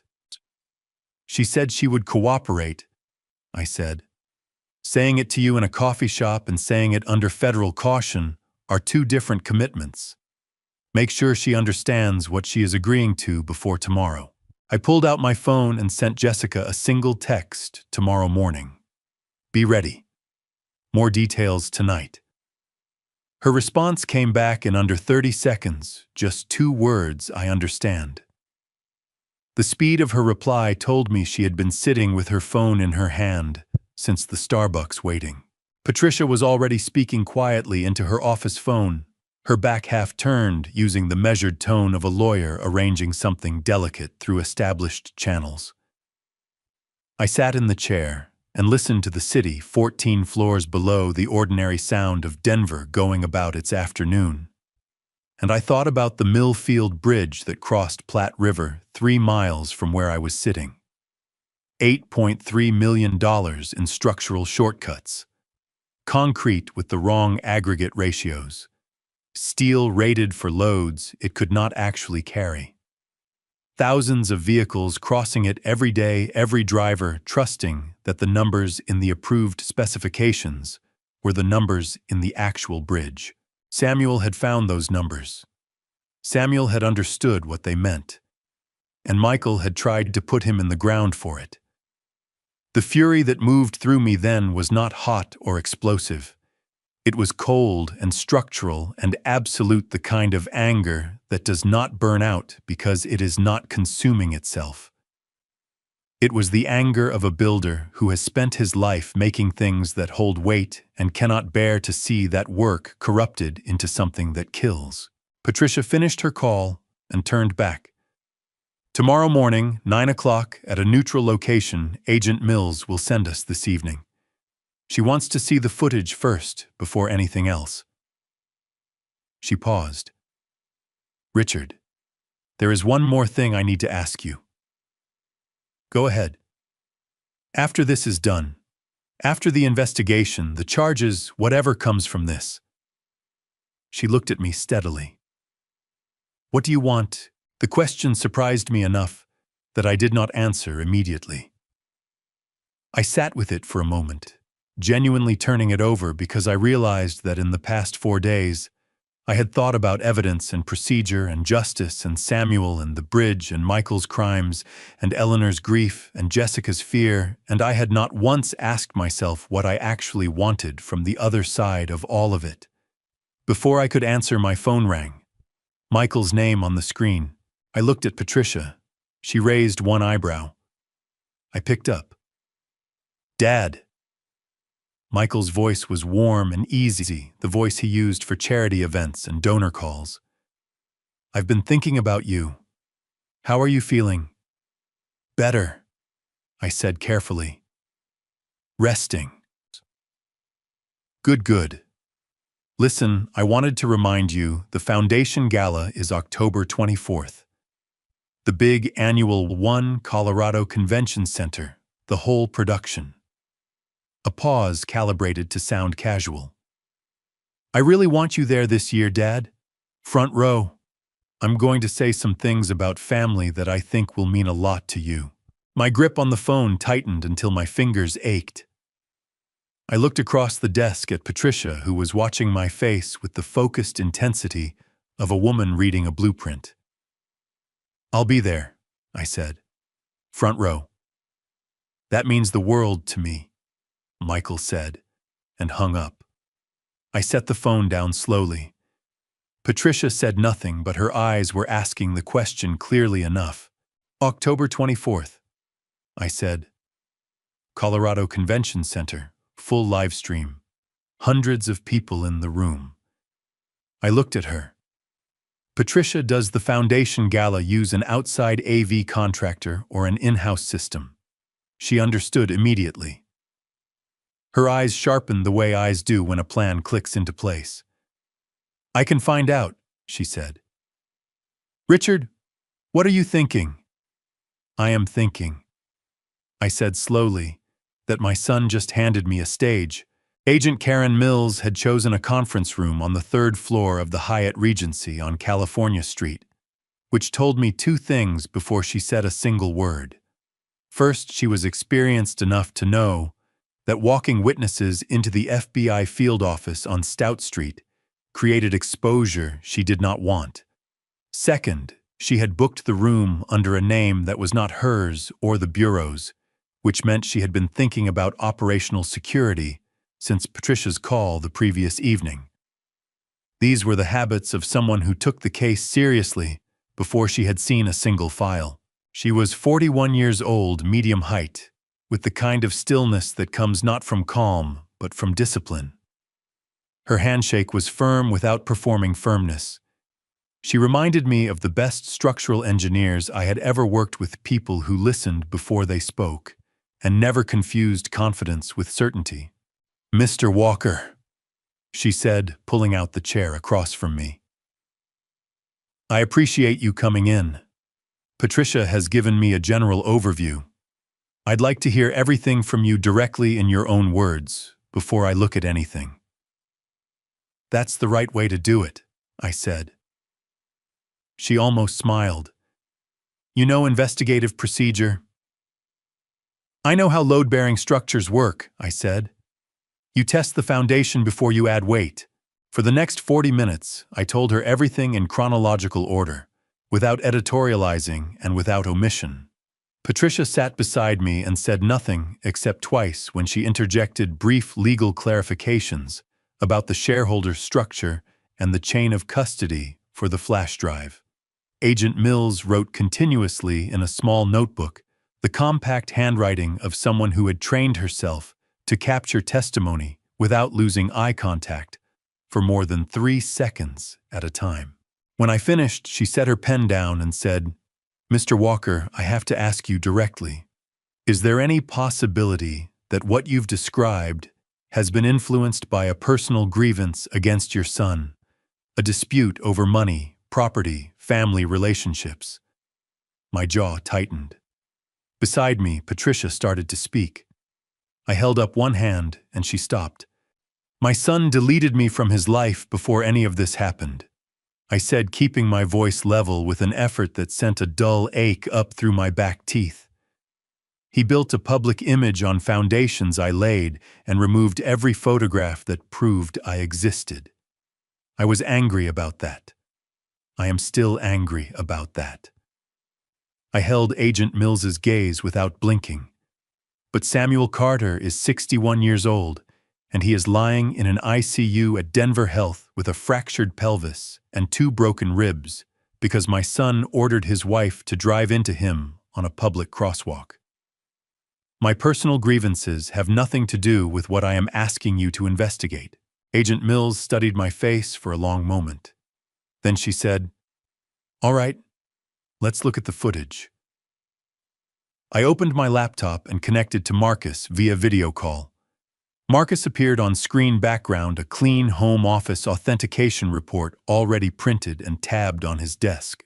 "Dr. Agent Mills," he said with the professional directness of someone who had testified in federal court enough times to know exactly how these interactions worked. "I've prepared a full technical authentication of the recording system and the files in question. Chain from hardware to server is unbroken. I can walk you through the methodology or go straight to the specific files. Your preference." "Methodology first," Mills said. 2 minutes. Marcus gave her 4. She did not ask him to stop. When he finished, she said, "Play the impact sequence and the audio from the phone call." Marcus played it. The conference room on the 3rd floor of the Hyatt went very quiet. When Michael's voice came through the laptop speaker, the order given in those flat, decisive words, Agent Mills's pen stopped moving. Her hand stayed still on the notebook for the full duration of the clip. When it ended, she exhaled through her nose in a slow, controlled breath, the breath of someone managing a strong reaction through professional habit. "Play the section where the male voice instructs the female driver to leave the scene," she said. Marcus played it again. Mills looked at me. "The male voice on that recording. You identify that as your son, Michael Walker?" "I do," I said. "I have known his voice for 42 years. "We'll run independent voice analysis," she said. "Standard procedure, it will confirm." She opened the flash drive contents Patricia had copied to a secure folder, scrolled through the parallel financial records, and called in a second agent who had been waiting in the hallway. The 2 of them went through the Millfield Bridge accounting discrepancy line by line for 11 minutes, while I sat and watched the Colorado morning through the conference room window and tried to keep my hands from shaking by pressing them flat on my thighs. Finally, Mills closed the laptop and looked at me directly with the focused assessment of someone who had made a decision and was confirming it before she said it out loud. "Mr. Walker, I'm opening a formal investigation. The scope will include the hit and run on Kessler Avenue, the alleged obstruction and evidence tampering the Millfield Bridge material fraud, and the alleged bribery of Raymond Holt." She paused. "I want to be clear with you about something. Once this investigation is open, I control the timeline and the sequence. Not you, not your attorney, not your daughter-in-law. If you or anyone connected to this takes independent action that compromises what we're building, it damages the case. Do you understand that?" "I understand it completely," I said. "Good." She gathered her notes. "There is one more thing. You mentioned a public event. October 24th. The Foundation Gala at the Convention Center." "My son invited me personally," I said. "Front row." Something shifted in Agent Mills's expression just briefly, the flicker of a person recalculating a timeline. I'm going to need you to attend that event, she said. Behave exactly as you normally would. Do not deviate. Do not give your son any reason to believe anything has changed. She looked at me steadily. Can you do that? I thought about sitting in the front row and watching Michael perform gratitude and charity and family values for 800 people and a live stream audience knowing what I knew, carrying what I was carrying. Agent Mills, I spent 42 years watching my son take credit for things I built and saying nothing. I think I can manage one more evening. She nodded once, sharp and final. Then she said, one more question. On the night of September 19th, when you received the collision alert and opened the footage, you did not call 911 immediately. Why? The question cut straight through everything and found the place I had been most carefully not looking at. My chest tightened so hard, it felt like a structural failure beginning in slow motion. My eyes burned. Because I needed to know how far he would go, I said. My voice came out rough and broken at the edges, and I did not try to smooth it. And because part of me, some foolish and stubborn part, could not believe the answer until I heard it in his own voice. Mills wrote something in her notebook. She did not offer comfort, and I did not want any. She closed the notebook, stood, and extended her hand. We'll be in touch, she said. Mr. Walker, what you've put together here is exceptional work. I shook her hand. My grip was steadier than it had any right to be.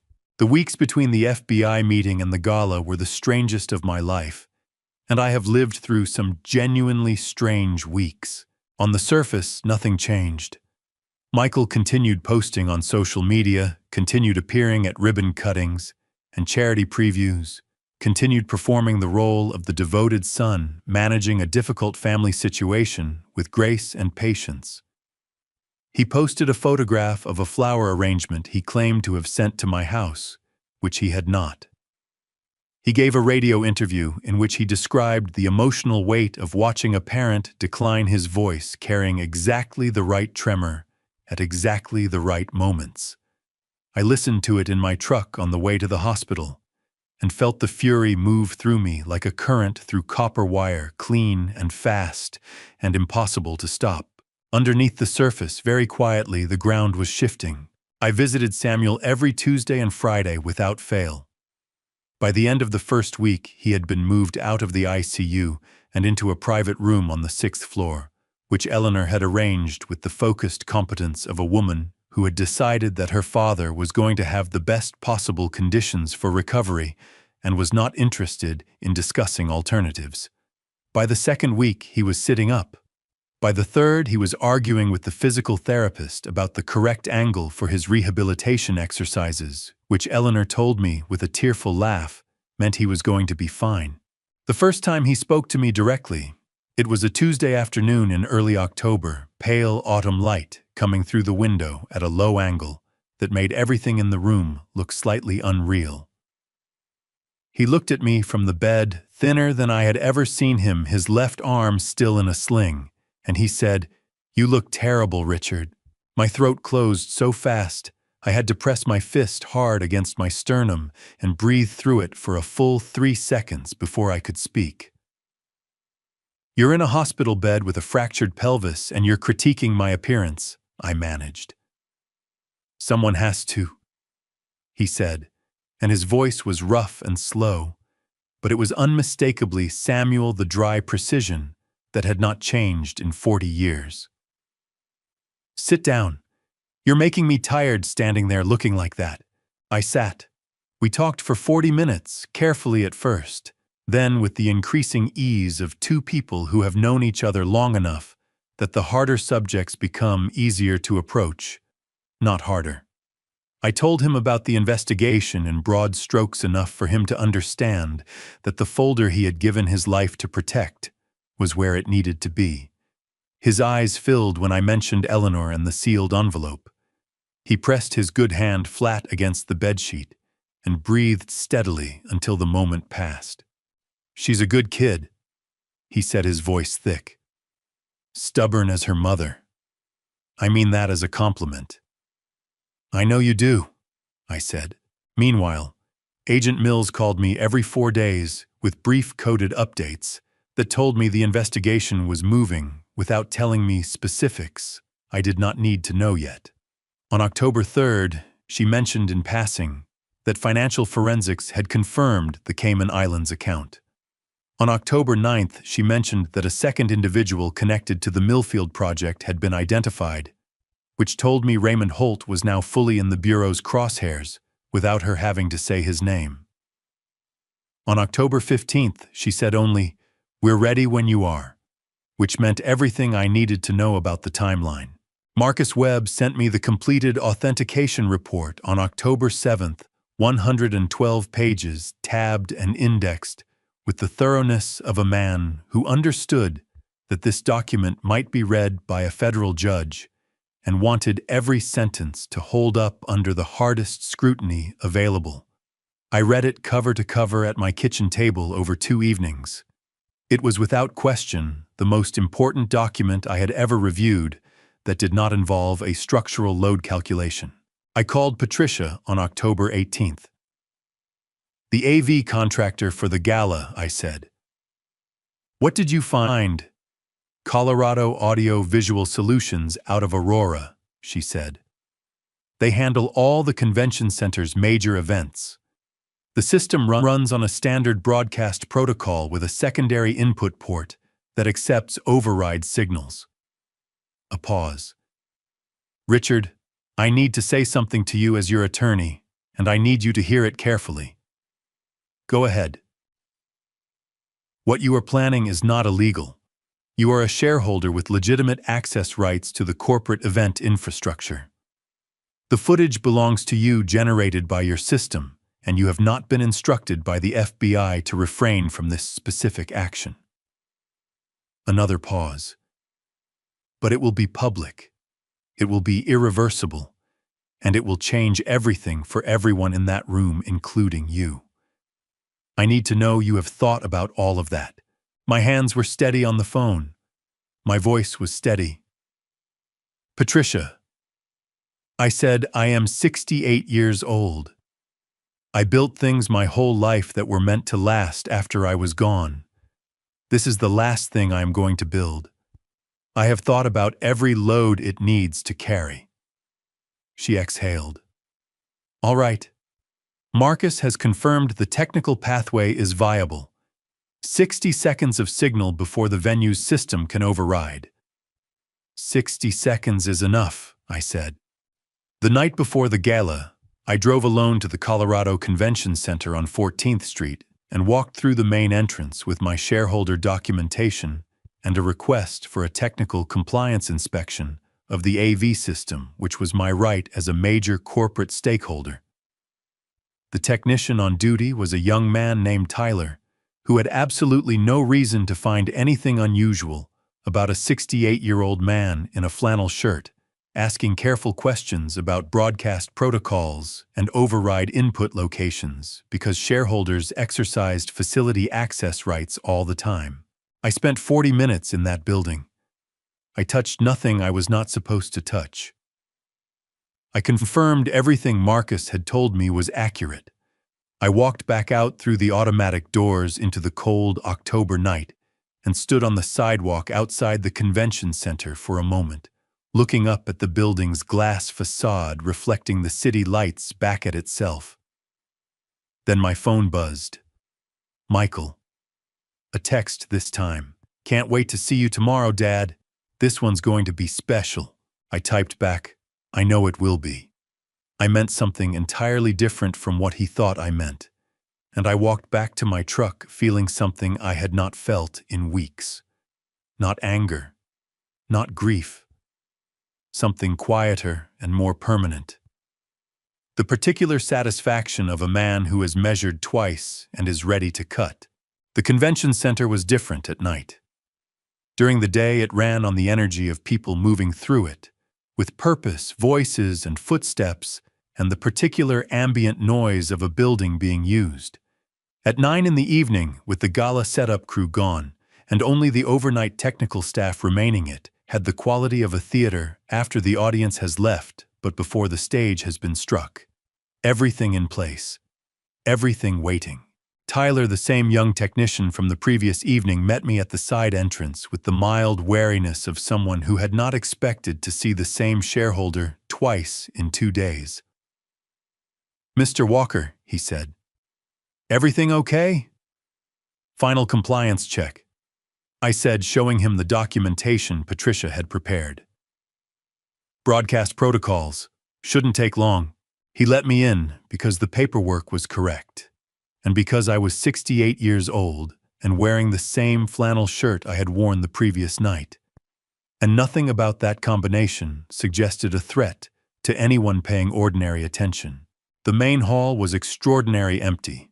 800 chairs arranged in precise rows facing a stage that was already dressed for tomorrow. The backdrop lit in soft blue, the Walker Family Foundation logo centered above the podium in letters 3 feet tall.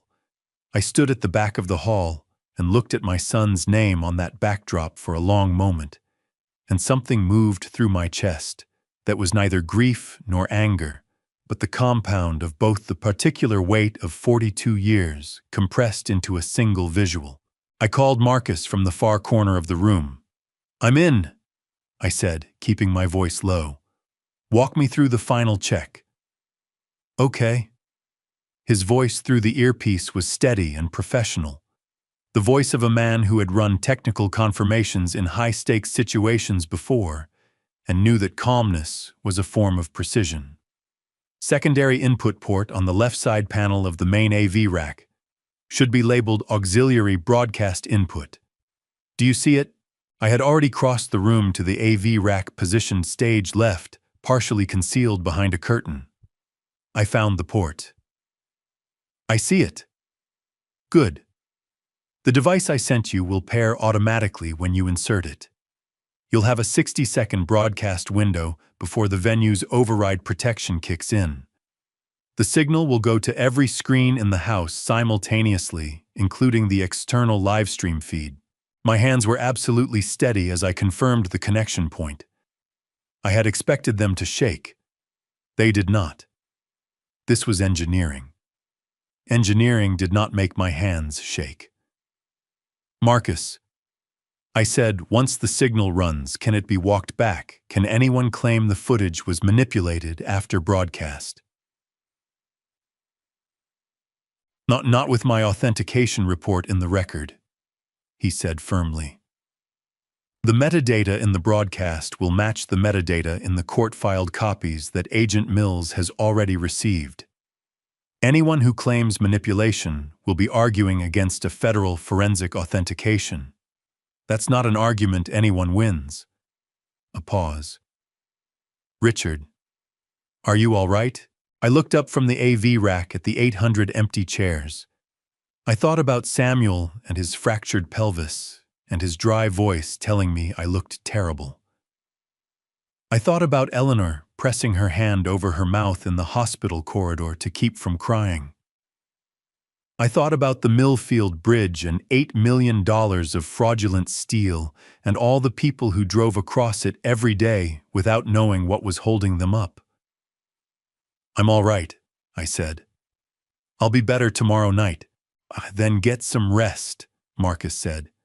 "Everything on my end is confirmed. You just have to show up."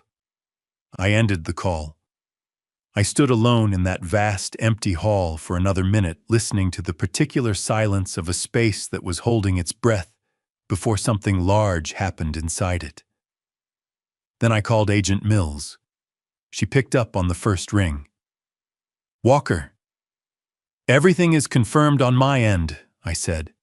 "Your people will be in position tomorrow." 6 agents, plain clothes, positioned throughout the hall. Arrest warrants for Michael Walker and Raymond Holt are prepared and ready for execution the moment sufficient public disclosure has occurred. Her voice was crisp and precise. "You press that button and walk to your seat and let us do the rest. That is your only job tomorrow night." "Understood," I said. Richard. Her voice shifted slightly, just enough. What you have built here, this entire case, the methodology, the patience, the sequencing. In 20 years, I have not seen a civilian put together something like this. She paused. The broadcast plan is approved. 60 seconds is all we need to establish public disclosure before we move. My throat tightened unexpectedly, a quick, hot pressure behind my eyes that I blinked back hard. I'm an engineer, I said when I could trust my voice. I just built what the situation required. I walked out of the convention center through the side exit back into the cold Denver night. Stood on the sidewalk. Looked up at a sky that was clear and very dark and full of stars, that had no opinion whatsoever about what was going to happen tomorrow. Then I went home. I brewed coffee. I sat at my kitchen table until 2 in the morning, not thinking about Michael or the gala or the footage or the FBI. Thinking about Samuel. Thinking about the first job site we ever worked together 37 years ago, a parking structure in Commerce City that no one would ever call beautiful, but that was still standing because we had done the work correctly. Some things hold because they were built right. I had spent my whole life believing that. Tomorrow I would find out if it was still true. October 24th arrived the way important days often do, ordinary on the outside. The sky over Denver flat and gray, with early winter cloud cover the streets moving at their usual Friday evening pace. No signal anywhere that the night would be different from any other. I dressed in my best suit, the charcoal one I had bought for my wife's funeral 14 years ago, and worn to every significant occasion since. I stood in front of the bathroom mirror and looked at myself for a long moment. 68 years old. White hair. Hands that had poured concrete and read blueprints and held my son the night he was born and been erased from every photograph he had ever taken of his own success. I straightened my tie, picked up my keys, and drove to the Colorado Convention Center. The valet took my truck without recognizing it as anything other than an old man's old vehicle. I walked through the main entrance into a lobby already full of Denver's wealthy and well-connected, the particular atmosphere of 800 people who had paid significant money to be seen doing something charitable. Crystal glasses and dark suits, and the low roar of self-congratulatory conversation bouncing off high ceilings. Michael found me within 3 minutes. He was in the navy suit, the one he wore when he needed to project authority without appearing aggressive, and his smile when he saw me was the widest and most theatrical I had seen in years. He gripped my arm, steered me toward the front row with the proprietary confidence of a man who had arranged everything exactly as he wanted it. "Dad, you made it." His voice rang with manufactured warmth. "You look good. How are you feeling?" "Clear-headed," I said. "Very clear-headed tonight." He laughed, squeezing my arm once more before releasing it and moving back toward the stage. I watched him work the room, watched him touch shoulders and lean in to speak privately and throw his head back in laughter at exactly the right moments. He was extraordinary at this. I had always known he was extraordinary at this. It was the thing underneath it I had failed to examine closely enough for far too long. I sat in the front row center seat. The chair beside me was empty. On my right sat a man I did not know who introduced himself as a real estate developer from Cherry Creek. On my left, 3 seats down, I could see the back of Raymond Holt's head, the deputy director of Denver Building and Safety, silver-haired and prosperous-looking, in a dark jacket. One of Agent Mills's plainclothes agents was standing near the left wall, holding a glass of water he had not drunk in 20 minutes. The program began at 8.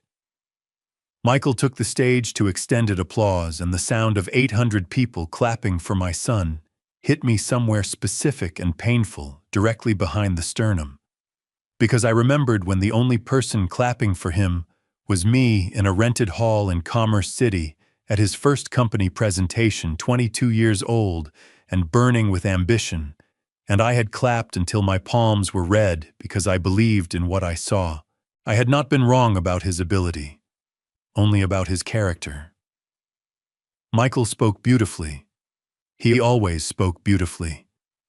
He talked about the city and its future and the importance of building things that lasted, and every word landed on me like a weight because he was using the language of construction. My language, the language I had taught him to dress up a career built on fraud and abandonment, and a man left bleeding in a crosswalk. Then he looked down at me in the front row. "I want to take a moment," he said, his voice dropping into the intimate register of a man sharing something personal with a crowd.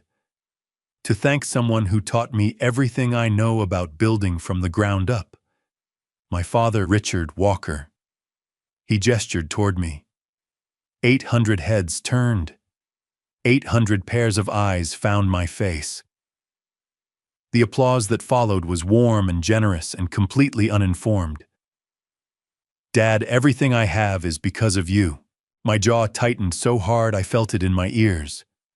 My right hand was in my jacket pocket, fingers resting on my phone on the application Marcus had configured on the single button that would send the trigger signal to the device in the AV rack, 30 feet to my left.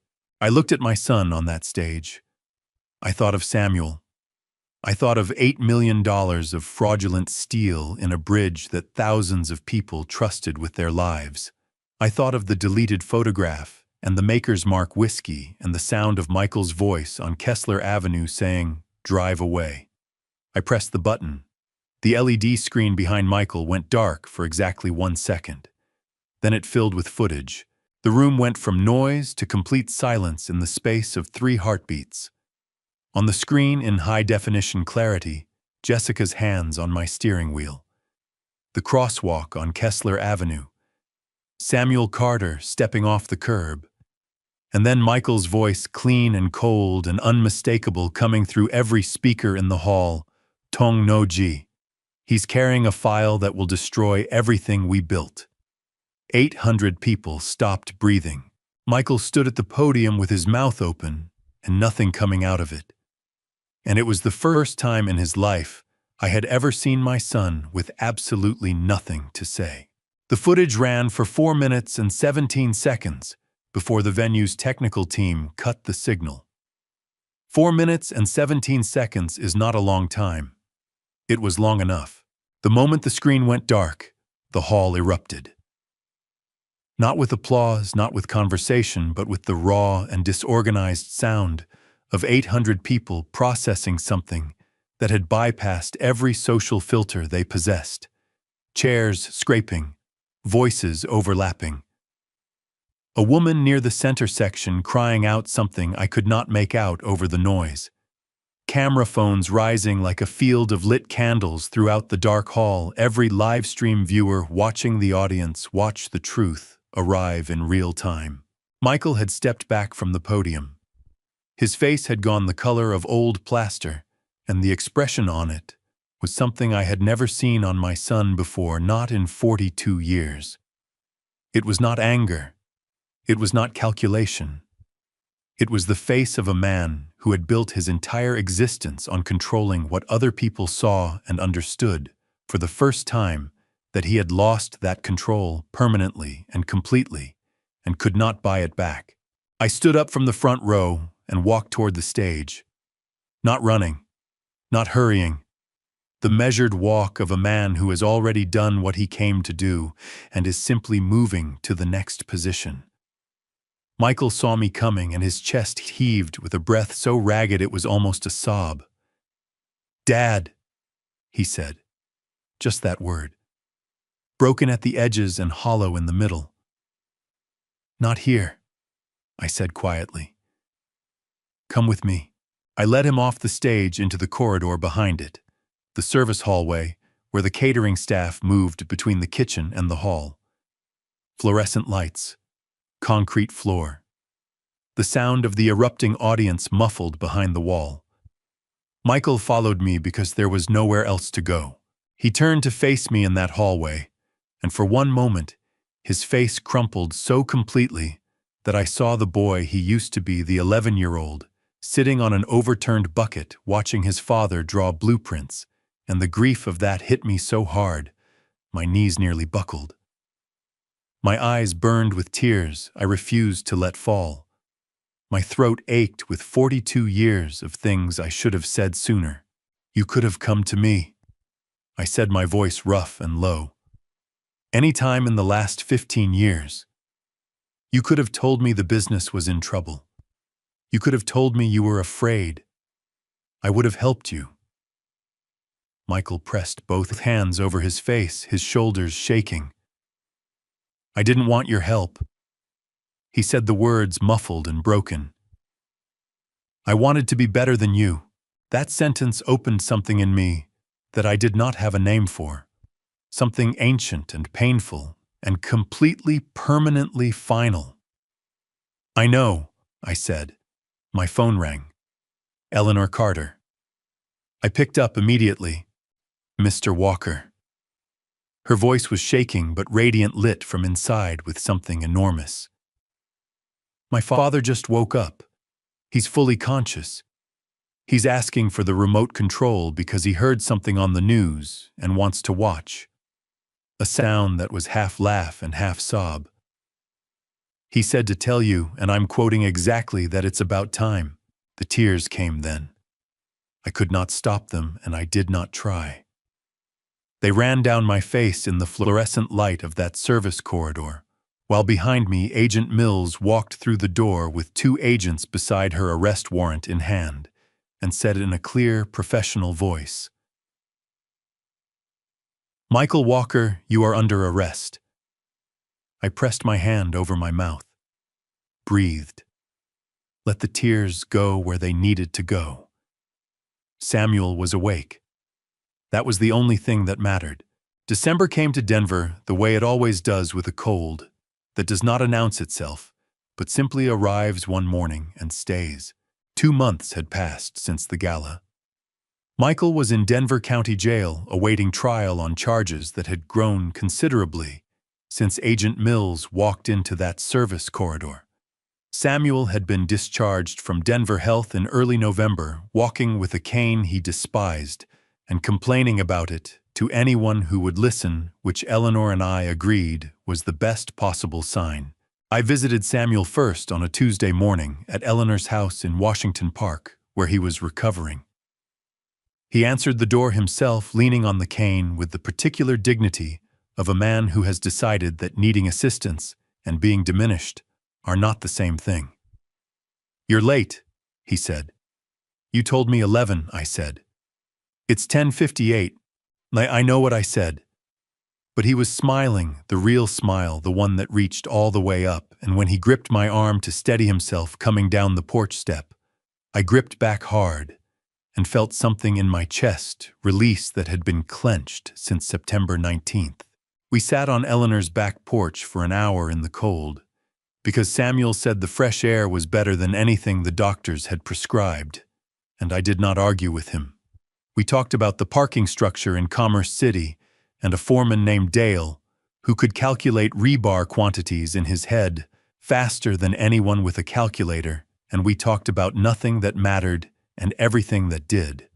When I left, I drove across the city to the detention facility on Smith Road. The visitation room was what visitation rooms always are. Fluorescent light, bolted furniture, the particular atmosphere of a place designed to permit connection while preventing it. Michael sat on the other side of the glass. 2 months had taken something from his face that I did not think would fully return, and I was not certain how I felt about that. He picked up the phone. I picked up mine. Dad, he said. Michael, I said. I reached into my jacket pocket and held a photograph up to the glass. The original print taken 22 years ago, the day his first building was completed. Both of us standing at the entrance, grinning like idiots. His arm around my shoulders. My old green flannel shirt. Michael looked at the photograph for a long time. His jaw worked. His eyes filled until they were glassy and bright. and then 2 tears tracked down his face, and he did not move to wipe them away. "I deleted that," he said, his voice thick and broken. "I kept a copy," I said. "I always keep copies of things that matter." He pressed his hand flat against the glass. I looked at it for a moment. Then I said the only thing left to say. "The truck recorded the accident. I recorded something else." I held his gaze. "I recorded 42 years of watching you become something I did not build and could not fix. That is the thing I will have to live with." I stood up. I kept the photograph. He needed to earn it back if he ever did, and that was not something I could give him through a pane of glass in a visitation room in December. On the drive home, I took Kessler Avenue. I stopped at the crosswalk where Samuel had fallen, put the truck in park, and sat there for 60 seconds without speaking. Then I drove home, brewed coffee, sat at the kitchen table where everything had started in the house I had paid for with 40 years of work, and watched the December morning come up slow and gray and ordinary over the yard I still mowed with my own hands. Some things hold because they were built right. I had to believe that was still true. I did not set out to become a revenge dad. I set out to be a good father. Somewhere between those two things, I made the mistake that costs the most. I confused protecting my son with protecting him from consequences. And those are not the same thing. They have never been the same thing. God has a way of returning to us exactly what we tried to bury. The truth I kept quiet for 42 years did not disappear. It waited. And when it finally came back, it came back large enough that 800 people heard it through a loudspeaker. If you are carrying something for someone who should be carrying it themselves, put it down. Not because you do not love them, but because love that removes all consequence is not love. It is permission. I learned that too late, and Samuel Carter paid part of the price for my lesson. That is something I will carry for the rest of my life. Do not be like me. Do not wait until the truth has nowhere left to go except through a courthouse. Family justice does not begin in a courtroom. It begins the first time you decide that honesty matters more than comfort in your kitchen, at your table, before anything has been broken that cannot be repaired. A revenge dad does not win by punishing. He wins by refusing to disappear.